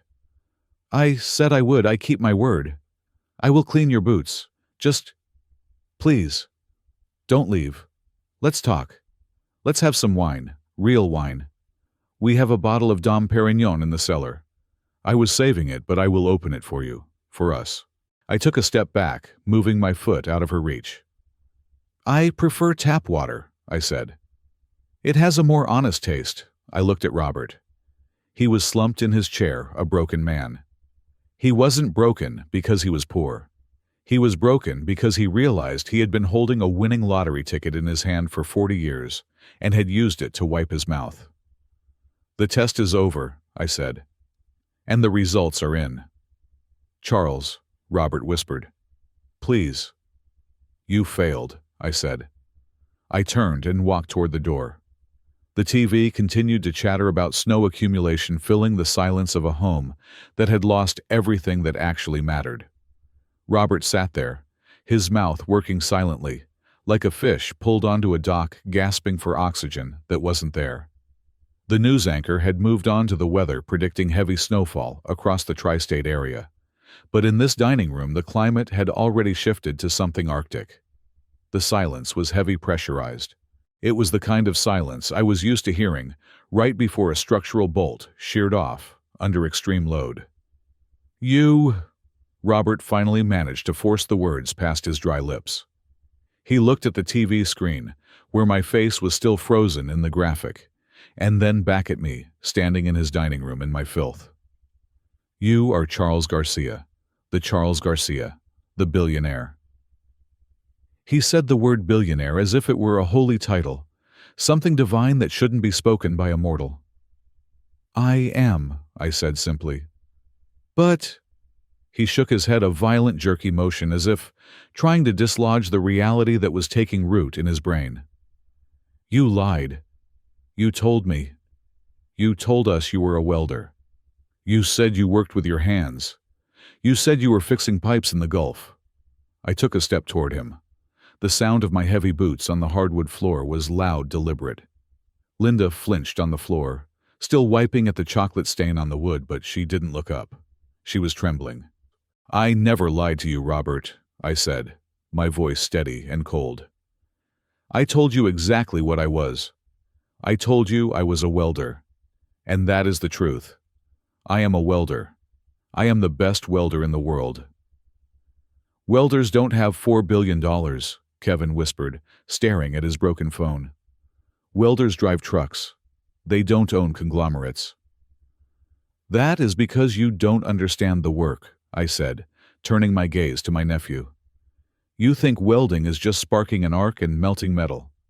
You think it is blue-collar grunt work. I walked over to the table. I picked up a silver fork. It was heavy, decent quality, but I could see the microscopic imperfections in the casting near the neck. When I say I am a welder, I said, looking back at Robert, I am not talking about fixing a muffler in a garage. I am talking about hyperbaric saturation welding at depths where the hydrostatic pressure is 300 atmospheres. Do you know what that means, Robert? He stared at me blankly. It means 3,000 meters of water is trying to crush you into a paste, I explained. It means the water pressure is over 4,000 pounds per square inch. At that depth, nitrogen becomes narcotic. Oxygen becomes toxic. We breathe a mixture of helium and oxygen called heliox. We live in a pressurized chamber for 30 days at a time, because if we surfaced, our blood would boil instantly. We are astronauts, Robert, but we go down instead of up. And down there in the dark, I fuse titanium alloys that are used in aerospace. I create bonds between metals that have to withstand the corrosive power of salt water and the tectonic shifts of the ocean floor for 50 years. I dropped the fork. It clattered onto the china plate. I developed the proprietary method for friction stir welding on high-grade pipeline steel. I continued, letting the technical terms roll off my tongue. I hold the patent for the non-destructive testing protocol using ultrasonic phased arrays that certifies those welds. When a government needs to run a gas line through an earthquake zone underwater, they don't call a contractor. They call me. They call Titanium Core Dynamics because I am the only man alive who can guarantee that the molecular lattice of the joint is stronger than the base metal itself. I leaned in, placing my scarred hands on the edge of the table. So yes, I am a welder, and I built an empire on those welds.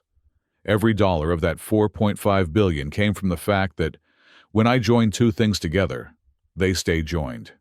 Unlike this family. Robert shrank back in his chair. The technical barrage had done its job. It stripped away his ability to categorize me as a lucky lottery winner. He realized he wasn't looking at a vagrant who stumbled into money. He was looking at a master of a craft he couldn't even comprehend. I didn't know, Robert whispered. Charles, you never talked about the patents. You never talked about the science.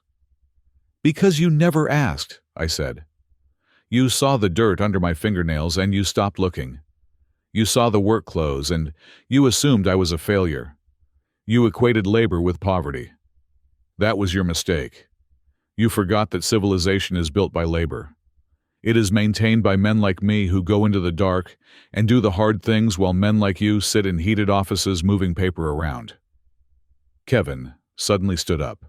He pushed his chair back, the legs screeching on the floor. He wiped his sweaty palms on his suit pants. His face had gone through a rapid transformation. The arrogance was gone, replaced by a desperate, frantic ingratiation. He looked like a cornered rat that had decided its only survival strategy was to dance. Uncle Charles, Kevin said, forcing a laugh that sounded like a cough.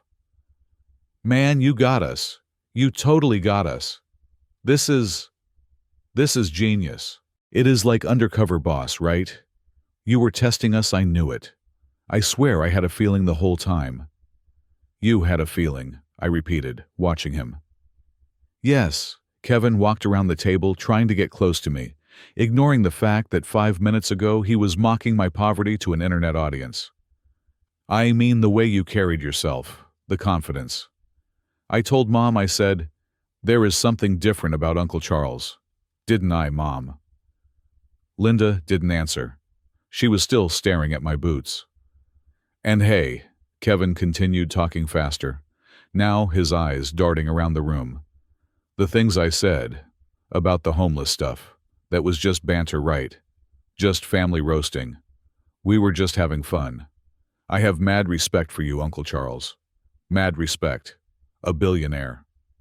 That is incredible. He reached out as if to touch my shoulder, then thought better of it and pulled his hand back. And you know, Kevin said, lowering his voice to a conspiratorial whisper, since you are a man of vision, since you understand technology, we should talk, seriously. I know I was joking around earlier, but my project Nexacoin. It is the real deal, Uncle Charles. It fits right into your portfolio. I looked at him. The audacity was breathtaking. He was pivoting from abuser to business partner in the span of 60 seconds. It fits into my portfolio, I asked. Absolutely, Kevin nodded vigorously. It is blockchain. It is the future of secure transactions. With your capital backing us, man, we wouldn't just go to the moon. We would go to Mars. We could integrate it into your supply chain. Smart contracts for your underwater welding stuff. I could make you an advisor. We could split the equity, 50-50, no 60-40. You take 60. He looked at me with hungry eyes. He saw me as a wallet, a big, dumb wallet that he could flatter into opening. Kevin, I said, do you know what due diligence is? Sure, Kevin smiled. Of course. We have a white paper. I can send it to you. I don't need your white paper, I said. I have a security division at Titanium Core. They are former NSA, former Mossad. When I walked into this house when I saw you streaming, I sent a text to my head of cybersecurity. I asked him to look into Nexacoin and Kevin Garcia. Kevin's smile faltered. You did. It took them 4 minutes, I said. 4 minutes to tear your little empire apart. I reached into my pocket and pulled out my phone. It was a ruggedized satellite phone, thick and industrial. I tapped the screen and held it up so he could see. This is a report from my analyst, I said. Shall I read the highlights? Kevin took a step back. Uncle Charles, wait, it is a startup. It is in the early stages. Item 1. I read my voice, cutting through his excuses. Nexacoin is not a decentralized protocol. It is a centralized token, minted on the Binance Smart Chain. The contract source code is a copy-paste of a known rug pull scam called Safe Moon, with 3 lines of code changed. That is standard practice, Kevin squeaked. It is a fork. Item 2, I continued. The liquidity pool is not locked. That means the developer you can withdraw all the invested funds at any moment. That is not a feature, Kevin. That is a trapdoor. I was going to lock it next week, Kevin cried. After the public sale. Item 3, I said, stepping closer to him. And this is the one that should worry you. My team traced the wallet addresses of the early investors you have been bragging about. The whales who are buying in, they are all you, Kevin. You are cycling the same $10,000 through 20 different wallets to create fake volume. That is called wash trading. And in the United States, that is market manipulation. It is a federal crime. Kevin's face went white, not pale, white, like the paper plate I had eaten off of. You checked all that, he whispered. I check everything, I said. I measure everything.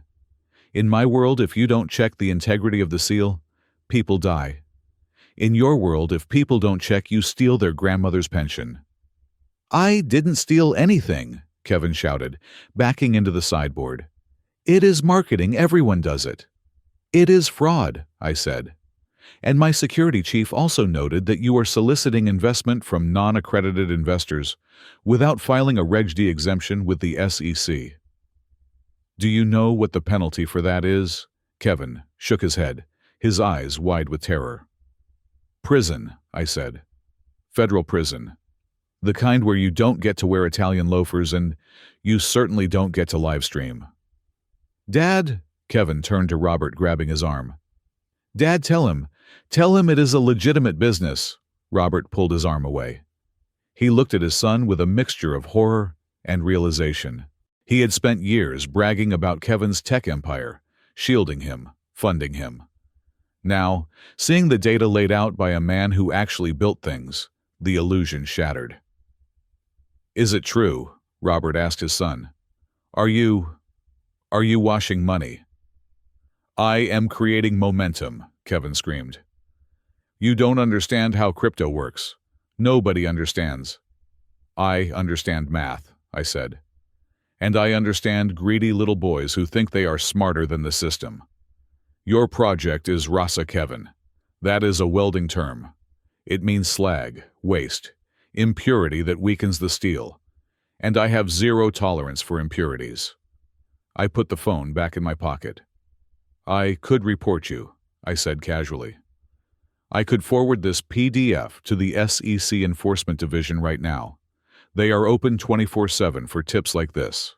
Kevin fell to his knees. It was a family tradition tonight, apparently. No, he begged, grabbing the hem of my dirty jacket. Please, Uncle Charles, don't. I will shut it down. I will refund the money. Just don't call the feds, please. I am family. You said family is about loyalty. I looked down at him. He was pathetic. A moment ago he was a wolf, now he was a weeping dog. Family is about loyalty, I agreed. But loyalty goes both ways. You were loyal to your greed. You were loyal to your ego. You weren't loyal to me when you thought I was hungry. You weren't loyal to the truth. I kicked my leg out slightly, shaking his grip off my coat. I won't call the SEC tonight, I said. Not because of you, but because I don't want the name Garcia dragged through the mud any more than it already is. But you will shut it down, tonight. You will return every cent to the people you duped. And you will get a job. A real job. I will, Kevin sobbed. I swear I will. I will do anything. Good, I said. Because Robert mentioned an opening for a night security guard. I think you should take it. Kevin looked up, his face streaked with tears and snot. Security guard. It is steady work, I said, quoting Robert's own words back to him. Minimum wage. But you can pick up overtime, and it will teach you the value of staying awake in the dark. I turned away from him. I looked at Robert. He was slumped in his chair, staring at the ceiling perhaps, looking at that crack I had pointed out earlier. He knew now that the roof was coming down. You see, Robert, I said softly. This is what happens when you build on a bad foundation. You raised a thief because you taught him that appearance matters more than substance. You taught him to value the facade, and now the facade has fallen. I just wanted him to be successful, Robert whispered.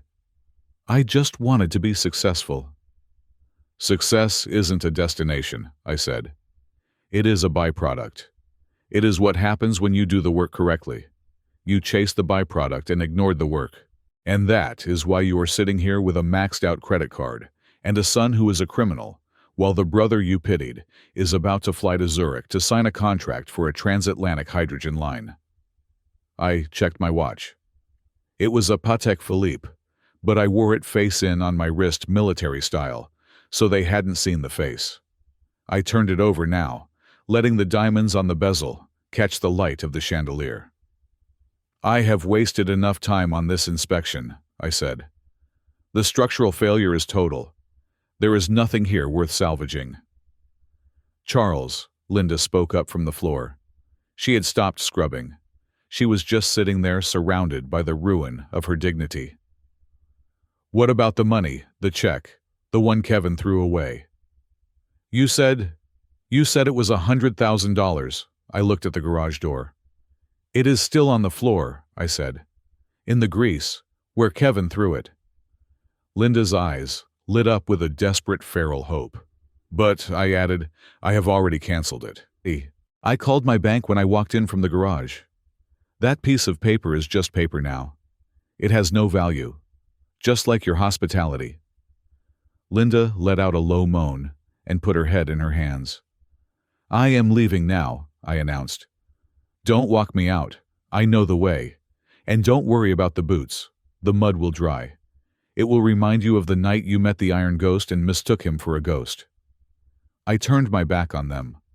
I walked toward the front door, leaving the dining room behind.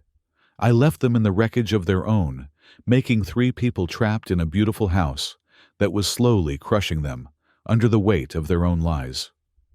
I had my hand on the doorknob, ready to step out into the winter night and leave the wreckage of 42 Oak Ridge Drive behind me forever, when the tone of the news broadcast changed again. It wasn't the urgency of the breaking news alert this time. It was the breathless, incredulous tone of a reporter who is reading a teleprompter but cannot quite believe the words scrolling across it. "We have just received an update from our field team in West Chicago," the anchor announced, her hand pressing an earpiece against her head.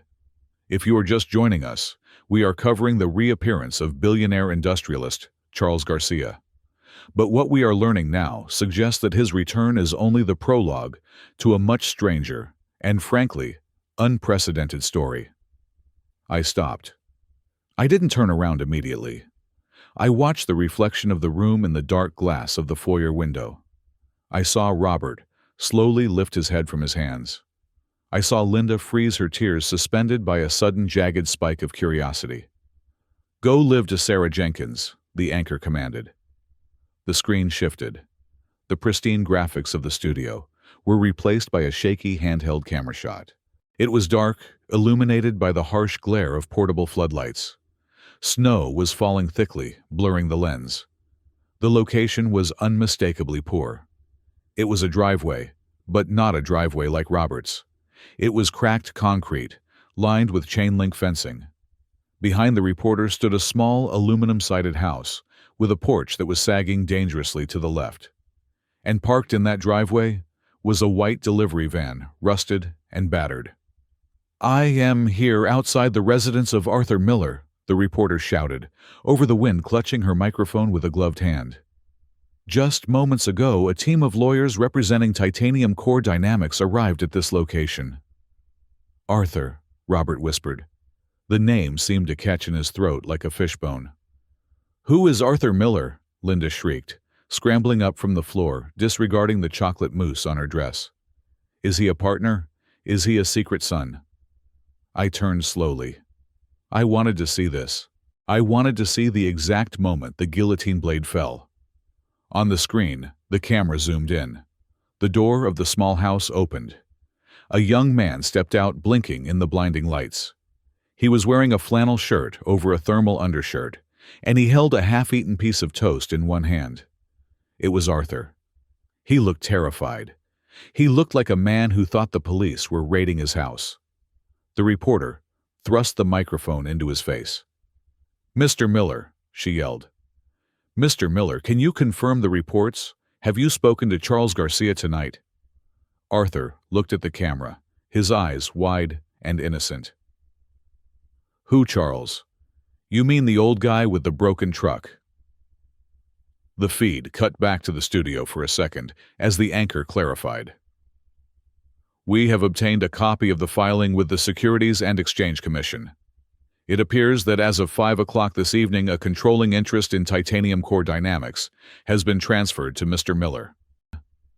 "What does that mean?" Kevin shouted at the TV, his voice cracking. "What does controlling interest mean?"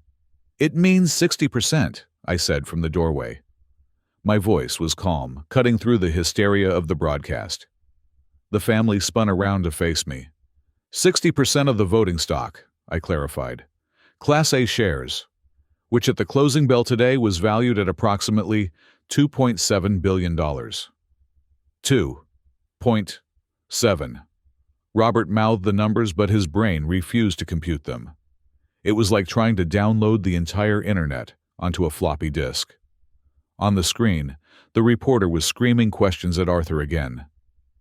"Mr. Miller, are you aware that you are now the majority shareholder of one of the world's largest energy infrastructure companies? Are you aware that your net worth has just exceeded $2 billion? Arthur dropped his toast. It fell into the snow. He looked at the reporter, then at the camera, then down at his own hands, the same hands that had fixed my heater hose with silicone tape. $2 billion, Arthur stammered. Lady, I have $40 in my checking account. I am saving up for a hydraulic press. Not anymore, the reporter said. The transfer is irrevocable. It is a direct gift. Did you know Mr. Garcia? How are you related? I don't know him, Arthur shouted, looking around frantically. I mean, I met a guy named Charles on the highway today. His truck broke down. I fixed it. He looked like he was having a rough day. I gave him a sandwich. That is it, I swear. He gave him a sandwich, Linda whispered. She sounded like she was strangling. He gave him a sandwich. And you gave me a plastic fork, I said. The room erupted. It was a cacophony of denial and grief. No, Linda screamed, grabbing a crystal wine glass and hurling it at the wall. It shattered, spraying expensive red wine over the wallpaper, like arterial spray. That is illegal. You can't do that. He is senile. Robert, call the police. Call a lawyer. Your brother is mentally incompetent. He is giving away our inheritance to a mechanic. It is a scam, Kevin yelled, grabbing his hair with both hands and pulling until it must have hurt. It is a deep fake that is not real. Nobody gives away $2 billion. Nobody. It is real, Robert moaned, sinking to his knees. He looked at me, his eyes pleading desperate. Charles, tell me it is a joke. Tell me you are teaching us a lesson, but you didn't actually sign the papers. Please, think about the family. Think about the bloodline. I reached into my pocket and pulled out my phone again. I tapped the screen and hit the speed dial for Marcus Jensen, my chief legal counsel. I put it on speakerphone and held it out. The line rang once. Mr. Garcia. Jensen's voice filled the room, crisp, professional, and utterly sober. We are watching the news. The media is swarming Mr. Miller's house. Do you want us to send a security detail to extract him? Yes, Marcus, I said. Send the Alpha team. The boy doesn't know what hit him. He is going to need protection. Understood, sir. And Marcus, I said, looking directly at Robert. Just for the record, because I have an audience here who seems to be struggling with the concept of contract law. Is the transfer finalized? Yes, sir, Jensen replied. The electronic signatures were verified at 5:14 p.m. The SEC filing was automated at 5:30. The shares have been moved to a trust in Mr. Miller's name. It is done. It is ironclad. There is no clawback clause. You were very specific about that. Thank you, Marcus. Sir, Jensen added, his voice hesitant. Are you sure? I mean, 60%. You have effectively given him the empire. You have kept only a minority stake for yourself. I have enough to buy a sandwich, Marcus, I said. That is all I need. Execute the protection order. I hung up. The silence that followed was different from the previous silences. This wasn't the silence of shock. It was the silence of death. It was the sound of a future dying. Robert's retirement on a yacht died. Linda's dream of a penthouse in Paris died. Kevin's crypto-funded delusions of grandeur died. They all died right there on the Persian rug, killed by a bologna sandwich. Why? Robert whispered. He was crying openly now, ugly, heaving sobs that shook his soft body. Why him? He is a nobody. He is a delivery boy. We are your flesh and blood. We grew up together. I am your brother Charles. That is exactly why, I said. I walked back into the room, standing over my weeping brother. I looked for a successor, Robert. I didn't want to leave my company to a board of directors who only care about quarterly profits. I wanted to leave it to someone who understood the soul of the machine. I wanted someone who respected the work. I pointed at the TV, where Arthur was now being ushered into his house by his wife, who looked equally terrified. "That boy stopped for a stranger on a freezing highway," I said. "He didn't see a billionaire. He didn't see an opportunity. He saw a human being in trouble. He used his own tools, his own time, and his own lunch to help me. He didn't ask for a resume. He didn't check my bank account. He just helped." I looked at Linda. "You," I said, my voice hardening. "You checked my shoes. You checked my hands. You judged my worth based on the dirt on my jacket. You offered me a cot in a freezing garage and demanded labor in exchange for food. You are a parasite, Linda. You feed on status. You feed on appearance." I looked at Kevin. "And you? You mocked me to strangers for internet points. You laughed at my poverty. You stepped on a gift because it wasn't wrapped in gold. You are not a builder, Kevin. You are a demolitionist. If I gave you titanium core, you would strip it for parts and sell the scraps to buy a Lamborghini within a week. You would put thousands of families out of work just to boost your ego." "I wouldn't," Kevin wailed. "I would learn I could learn." "You can't learn character," I said. "You either have it or you don't. Arthur has it. His hands are dirty, yes, but they are clean where it counts. He has a mechanic's heart. He fixes things. You break them." $2 billion, Robert sobbed, rocking back and forth. $2 billion. "Money amplifies what you are," I said. "That is all it does. If you are kind, money makes you a philanthropist. If you are greedy, money makes you a monster. Arthur is a good man. The money will let him save his daughter's life. Did you know he has a sick daughter? No, you didn't ask. You don't ask about people you think are beneath you. The money will let him build his shop. It will let him change the world." "What about us?" Linda hissed. She stood up, her face twisted into a mask of pure hatred. "What about us?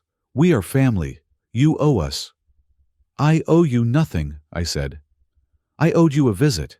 I paid that debt. I owed you a chance. I gave you that chance. You failed the test." "You are evil," she spat. "You are a sick, twisted old man. You came here to entrap us." "I came here to see you," I corrected. "The trap was your own personality. You walked into it yourself." I looked at the TV one last time. The reporter was saying that Arthur Miller was effectively the Cinderella story of the century. "Arthur Miller doesn't know how to run a global conglomerate," Robert said, grasping at straws. "He will crash it. The stock will tank. You will lose everything too, Charles." "He won't run it alone," I said. "I am staying on as chairman of the board. I will mentor him. I will teach him how to wear the suit. But I won't have to teach him how to be a man. He already knows that. Unlike you." I buttoned my army jacket. It was warm in the house, but I felt cold looking at them. "You have a nice house, Robert," I said, looking around the room at the expensive furniture, the cracks in the ceiling, the peeling facade of their lives. "Enjoy it while you can. I suspect the bank will be calling soon about that second mortgage. And since you won't be getting a bailout from me, you might want to start looking for that night security job yourself." "Get out!" Kevin screamed. "Get out of our house!" "Gladly," I said. The moment I turned toward the heavy oak front door, the paralysis that had gripped the room finally broke. It shattered not into acceptance, but into a chaotic, desperate frenzy. It was the biological panic of a parasite, realizing the host is about to detach itself. Robert was the first to move. He scrambled over the legs of his overturned chair, his movements clumsy and frantic, stripped of all the corporate dignity he tried so hard to project. He threw himself between me and the exit, planting his back against the doorframe, his arms spread wide as if he were trying to stop a flood. "You can't go!" he screamed, his voice cracking into a high, jagged sob. "Charles, you cannot walk out that door. We are not finished. We are blood." Linda was right behind him, clutching the front of my dirty army jacket with hands that were shaking so violently Her rings clicked against the buttons. Her face was a ruin of mascara and snot. The mask of the sophisticated suburbanite melted away to reveal the terrified, greedy creature underneath. "You are insane!" she shrieked, her nails digging into the fabric. "You are having a mental breakdown. That is what this is. You are senile, giving billions to a stranger, to a mechanic. We are your family. How can you do this to us? How can you sleep at night, knowing your own brother is drowning in debt while some peasant is living like a king with our money?" "Our money," I repeated, looking down at her hands. "I wasn't aware you had welded a single seam on the Poseidon pipeline, Linda. I wasn't aware you had spent 3 weeks in a saturation chamber breathing heliox to earn a dime of that fortune." "It is inheritance," Kevin yelled from the dining room, stumbling toward us. He looked like a child who had been told Christmas was canceled forever. "It is our right. I am your nephew. I am the next generation. You are supposed to build a legacy for us, not for random people you meet on the highway." The entitlement was suffocating. It filled the hallway like a toxic gas. They didn't see me. They still didn't see me. They saw a walking ATM that had malfunctioned, and they were trying to kick it until it dispensed cash. I reached up and peeled Linda's hands off my jacket. I didn't do it violently, but I did it with the irresistible force of a hydraulic press.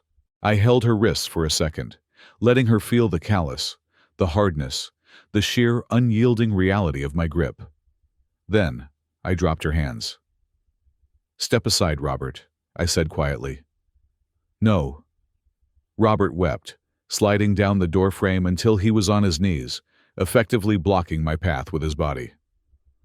"I won't let you leave until you sign something. A trust, a settlement. Something you can't leave us with nothing, Charles. It is cruel. It is inhuman." I looked down at him, my little brother, the boy I had protected from bullies, the man who had grown into a bully himself. "Inhuman?" I asked. "Let's talk about inhumanity, Robert."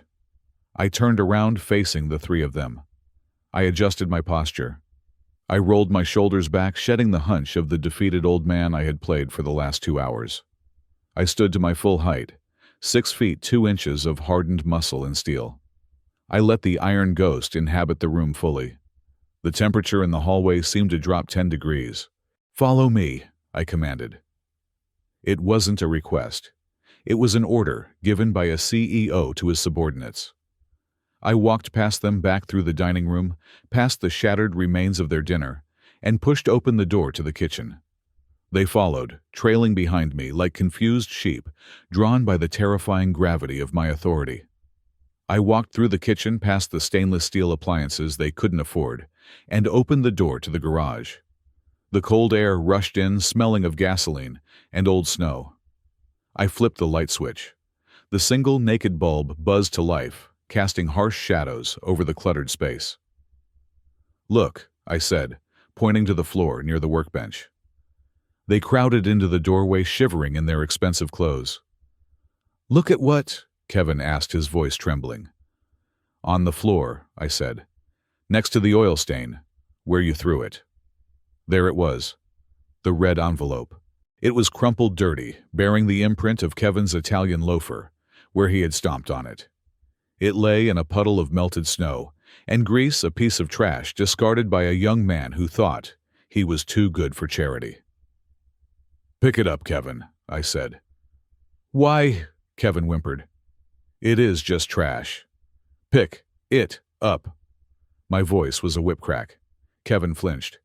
He walked over his shoes, squelching on the wet concrete, and bent down. He picked up the dirty envelope with 2 fingers, looking at it with disgust. "Open it," I said. "Uncle Charles, please," Kevin begged. "I don't want $5. I don't want your sermon." "Open it," I roared. The sound echoed off the concrete walls loud enough to rattle the tools on the pegboard. Kevin tore the envelope open. His hands were shaking so bad, he almost dropped it again. He pulled out the piece of paper inside. It was a cashier's check. It was slightly smeared with oil, but the numbers were printed in crisp black ink. Kevin looked at the check. He blinked. He brought it closer to his face. "Oh my God," he whispered. "Read it," I said. "Read the amount." 1. Kevin's voice failed him. He swallowed hard. $100,000. Linda let out a sound like a wounded animal. She rushed forward, snatching the check from Kevin's hand. She stared at it, her eyes bulging. 100,000, she gasped. Date: today. Pay to the order of Kevin Garcia. She looked up at me, her face pale with horror. You were going to give this to him tonight." "I was," I said, leaning against the workbench, crossing my arms over my chest. "I did my research, Kevin. I knew your crypto project was a scam. I knew you were drowning. I knew you didn't have the money to pay your server fees next month. I came here tonight to give you an out. $100,000. Enough to pay off your debts. Enough to go back to school. Enough to start a legitimate business. It was a lifeline." I looked at the check in her hand, now stained with the grease from the garage floor, the same grease she was so afraid would touch her towels. "I handed it to you," I said to Kevin. "I offered it to you freely. And what did you do?" Kevin stared at the floor, tears streaming down his face. I threw it away." "You didn't just throw it away," I corrected him. "You stomped on it. You called it trash. You told me to use it to buy bread because you thought I was beneath you. You judged the packaging, Kevin. You saw a dirty envelope from a dirty man and you assumed it was worthless." "I didn't know," Kevin wailed. "I didn't know it was real money." "That is the point," I shouted, slamming my hand down on the workbench. "You shouldn't have to know. You should have treated me with dignity because I am a human being, because I am your uncle, not because I am a billionaire." I walked over to Linda and snatched the check back from her. I held it up in the dim light. $100,000, I said softly. "Do you know how many shifts Arthur Miller has to work to make this money? Do you know how many miles he has to drive that rusted van? 10 years. It would take him 10 years of labor to save this much. And you treated it like garbage." I ripped the check in half. The sound of the paper tearing was louder than a gunshot in the small garage. Robert gasped. Linda reached out as if to catch the falling pieces, but I ripped them again and again until the check was nothing but confetti. I opened my hand and let the pieces flutter down into the oil puddle on the floor. "Gone," I said. "Just like your inheritance." "Charles," Robert cried, falling to his knees again in the snow that had drifted into the garage. "Please, we can change. We can learn. Don't do this. We are family. Blood is thicker than water." "Stop saying that," I said, looking down at him with cold, clinical detachment. "You keep using that phrase as a shield, but you don't understand what it means. The full quote is, 'The blood of the covenant is thicker than the water of the womb.' It means the bonds we choose, the bonds forged in battle, in work, in shared struggle. Those are stronger than the accidents of birth." I stepped over him, walking back toward the door to the house. I stopped and turned for one final analysis. "You ask why I gave the company to Arthur," I said. "You ask why a stranger deserves what you think is yours." I held up my hand, counting off on my scarred fingers. Arthur Miller stopped his van on a frozen highway when he was already late for work. He risked his job to help an old man. That is loyalty to humanity. He fixed my engine using tape and ingenuity because he understood the machine. That is competence. He shared his lunch with me when he barely had enough to feed himself. That is sacrifice. I dropped my hand. And you. When I came to your door, you looked at my shoes. When I sat at your table, you gave me plastic cutlery. When I offered you wisdom, you laughed. When I asked for shelter, you pointed to this garage. I looked around the cold, dark space. You offered me the garage because you thought I was trash. So now you can stay in the garage, Because that is where you belong. Not in the boardroom. Not in the executive suite. Here, in the cold, with the things you threw away. But we are your brother, your nephew, Robert sobbed. Doesn't that count for anything? It counted for 40 years, I said. For 40 years I sent you money. I paid for your wedding, Robert. I paid for Kevin's first car. I did it anonymously through lawyers, but I did it. I kept you afloat. And tonight I came to see if that investment had yielded any return, if there was any character beneath the handouts. I shook my head slowly. Zero yield. Total structural failure. I adopted the tone I used when briefing my engineering team on a decommissioned rig. It was the tone of finality, the tone of a decision that cannot be appealed.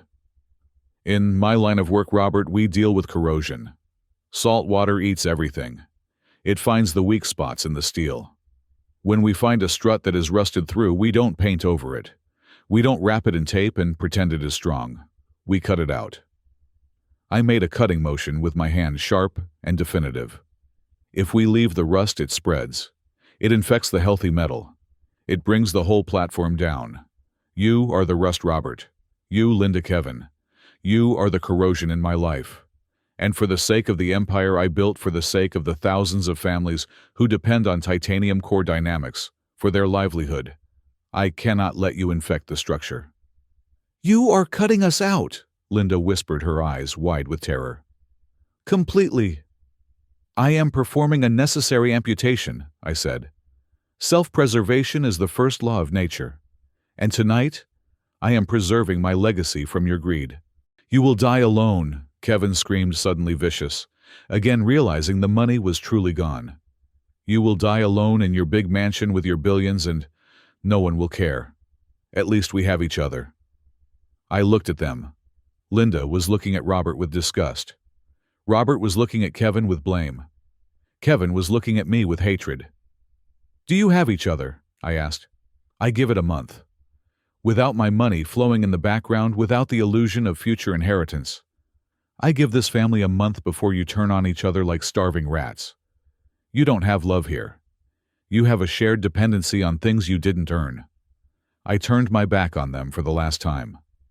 I won't die alone, I said over my shoulder. I have a son now. His name is Arthur, and tomorrow I am going to teach him how to run the world. I walked out of the garage into the kitchen and through the house. I didn't look at the Christmas tree. I didn't look at the presents. I walked straight to the front door. I could hear them screaming behind me. I could hear Linda blaming Robert for not checking my net worth. I could hear Kevin crying about his crypto scam. I could hear the sound of the rust eating itself. I opened the front door and stepped out into the night. The wind was still howling, but the snow had stopped. The air was crisp and clean. My security detail was waiting. The engine of the armored SUV was running. I had cut out the rot. The surgery was successful.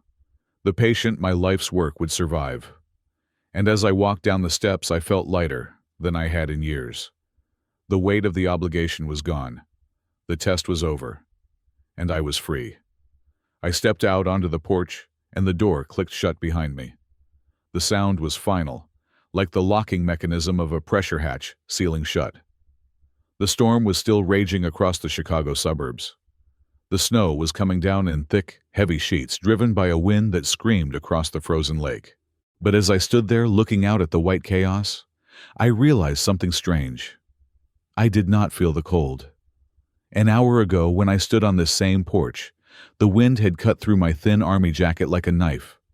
It had made my bones ache, and my fingers numb. It had made me feel small, old, and vulnerable. But now the cold felt irrelevant. It was just weather. It was just a variable in an equation I had already solved. My internal temperature was fueled by a furnace of absolute clarity. I had burned the bridge, and the fire was keeping me warm. At the bottom of the driveway, the world had changed. The solitary, pathetic figure of the homeless uncle was gone. In his place was the infrastructure of power. My security convoy had moved into position. 3 black armored SUVs sat idling in a perfect formation, their headlights cutting through the swirling snow like lasers. The engines hummed with a low, predatory growl, a sound of immense, contained power. These were not just cars. They were mobile fortresses, reinforced with military-grade plating, capable of withstanding small arms fire and chemical attacks. They were the physical manifestation of the billionaire Charles Garcia. As I descended the steps, Henderson, my head of security, stepped forward. He moved with the fluid precision of a man who had spent a lifetime anticipating threats. He snapped open a large black umbrella, holding it high over my head to shield me from the snow. It was a small gesture, but in that moment it felt like a coronation. "The car is warm, sir," Henderson said, his voice cutting through the wind. "We have a secure line open to the pilot. Wheels up in 45 minutes. "Thank you, Henderson," I said. I walked toward the middle vehicle. The rear door was already open, revealing an interior of cream-colored leather and walnut trim. It looked like a sanctuary. It looked like the peace I had earned after 40 years of war with the ocean. "Charles, wait." "Charles." The voice came from behind me. It was desperate, shrill, and pathetic. I paused, one hand on the frame of the car door. I turned slowly. Robert was running down the porch steps. He wasn't wearing a coat. He wasn't wearing shoes. He was in his stocking feet, slipping and sliding on the icy concrete. The snow was soaking into his socks instantly. His expensive cashmere sweater was already wet with flakes. He looked small. He looked soft. He looked like a man who had never faced a storm without a roof provided by someone else. He ran toward me, his arms outstretched, his face twisted into a mask of panic. "You can't leave like this," Robert screamed, stumbling onto the driveway. "We need to talk. We can fix this, Charles, please. I am your brother." He lunged toward me, perhaps intending to grab my arm, perhaps intending to fall at my feet. I will never know. He never reached me. Henderson did not shout. He did not draw a weapon. He simply stepped in between us. He moved like a wall of granite sliding into place. He extended one arm, placing a gloved hand squarely on Robert's chest. It wasn't a violent shove. It was a stop. It was the irresistible force of professional security meeting the movable object of suburban desperation. Robert slammed into Henderson's hand and stopped dead. He flailed his socks, slipping on the asphalt, but he couldn't move forward a single inch. "Step back, sir," Henderson said. His voice was calm, devoid of emotion. It was the voice of the machine. "Mr. Garcia is leaving." "Get out of my way," Robert shrieked, clawing at Henderson's arm. "That is my brother. Let me talk to him. Charles, tell him to move. Tell him." I stood by the open car door, protected by the umbrella, looking at Robert. I watched him shivering in the snow. I watched the flakes melting in his hair. I watched the realization dawning in his eyes that he could no longer reach me. There was a barrier now. It wasn't just Henderson. It was a barrier of choices. It was a wall built of 40 years of neglect and one night of betrayal. "Go back inside, Robert," I said. My voice was not loud, but the acoustics of the driveway carried it perfectly. "It is cold out here, and you are not built for the cold." "Charles," he wailed, his voice breaking. "What are we going to do? The debt. The mortgage. You have to help us." "I did help you," I said. "I removed the illusion that someone was going to save you. Now you can finally start saving yourselves. It is the greatest gift I could have given you." I turned away. I ducked my head and climbed into the back seat of the SUV. The door closed with a solid, heavy thud. Instantly, the world vanished. The howling wind was cut off.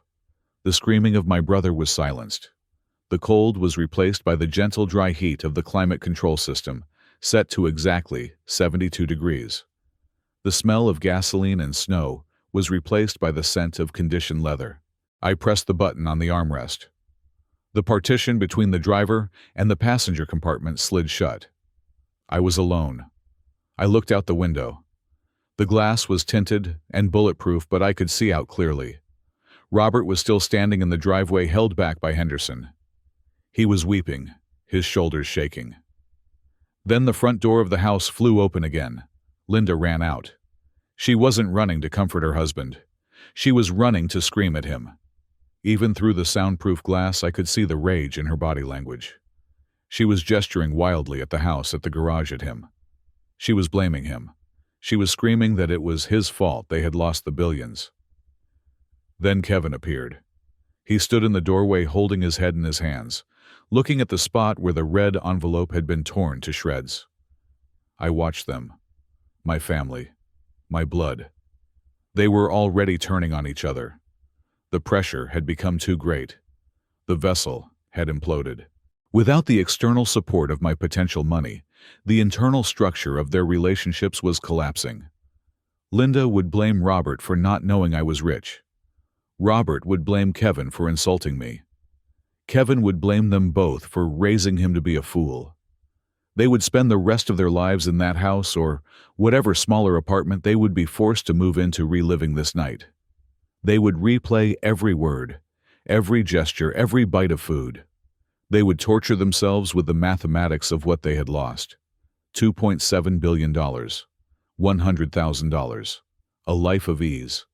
They would eat their own hearts out with regret. I watched Henderson step back from Robert turn and walk toward the lead vehicle.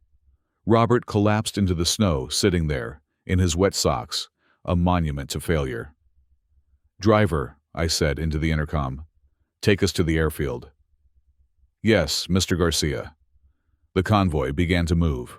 The tires crunched over the snow. The heated seats warmed my back. I leaned my head against the headrest and closed my eyes for a moment, then opened them to watch the house fade into the distance. The Christmas lights were still twinkling. The inflatable Santa was still waving. It looked so festive. It looked so happy. It was the greatest lie I had ever seen. I reached for the bottle of water in the console. It was sparkling, water chilled. I took a sip. It tasted clean. It didn't taste like the tap water in the plastic cup, but it didn't taste as good as the coffee Arthur Miller had shared with me from his thermos. I thought about Arthur. Right now, in a small, drafty house 10 miles away, a young man was sitting at his kitchen table, staring at a legal document that said he owned the world. He was terrified. I knew he was. He was wondering if he was smart enough, if he was strong enough. He was. I would make sure of it. I would fly him to headquarters tomorrow. I would put him in a suit. I would teach him how to read a balance sheet. But I wouldn't have to teach him how to be a human being. He had already mastered that. The car accelerated, merging onto the highway. The house was gone now. The past was gone. I looked at my reflection in the dark glass of the window. I saw an old man. I saw the wrinkles. I saw the gray beard. But for the first time in years, I didn't see a ghost. I saw a survivor. There is a principle in engineering called redundancy. You never rely on a single system to keep you alive. You always have a backup. You always have a fail-safe. But in life, we forget that. We rely on family because we are told we have to. We rely on blood because we are told it is sacred. We are wrong. The world operates on exchange. You give labor, you get money. You give heat, you get fusion. You give loyalty, you get protection. It is physics. It is the law of the universe.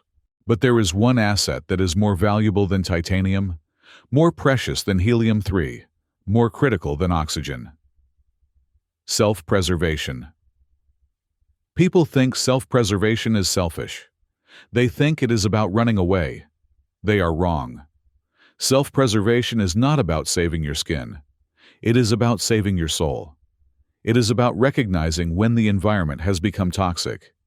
It is about reading the gauges and seeing that the pressure is critical. It is about knowing that if you stay, if you keep trying to weld a seam that is rusted through, you will die. I did not just save my money tonight. I saved my dignity. I saved my legacy. I refuse to let my life's work be consumed by people who look at a masterpiece and only see the price tag. I gave my empire to a stranger. People will call me crazy. The news will call me eccentric. history, might even call me a fool. Let them talk.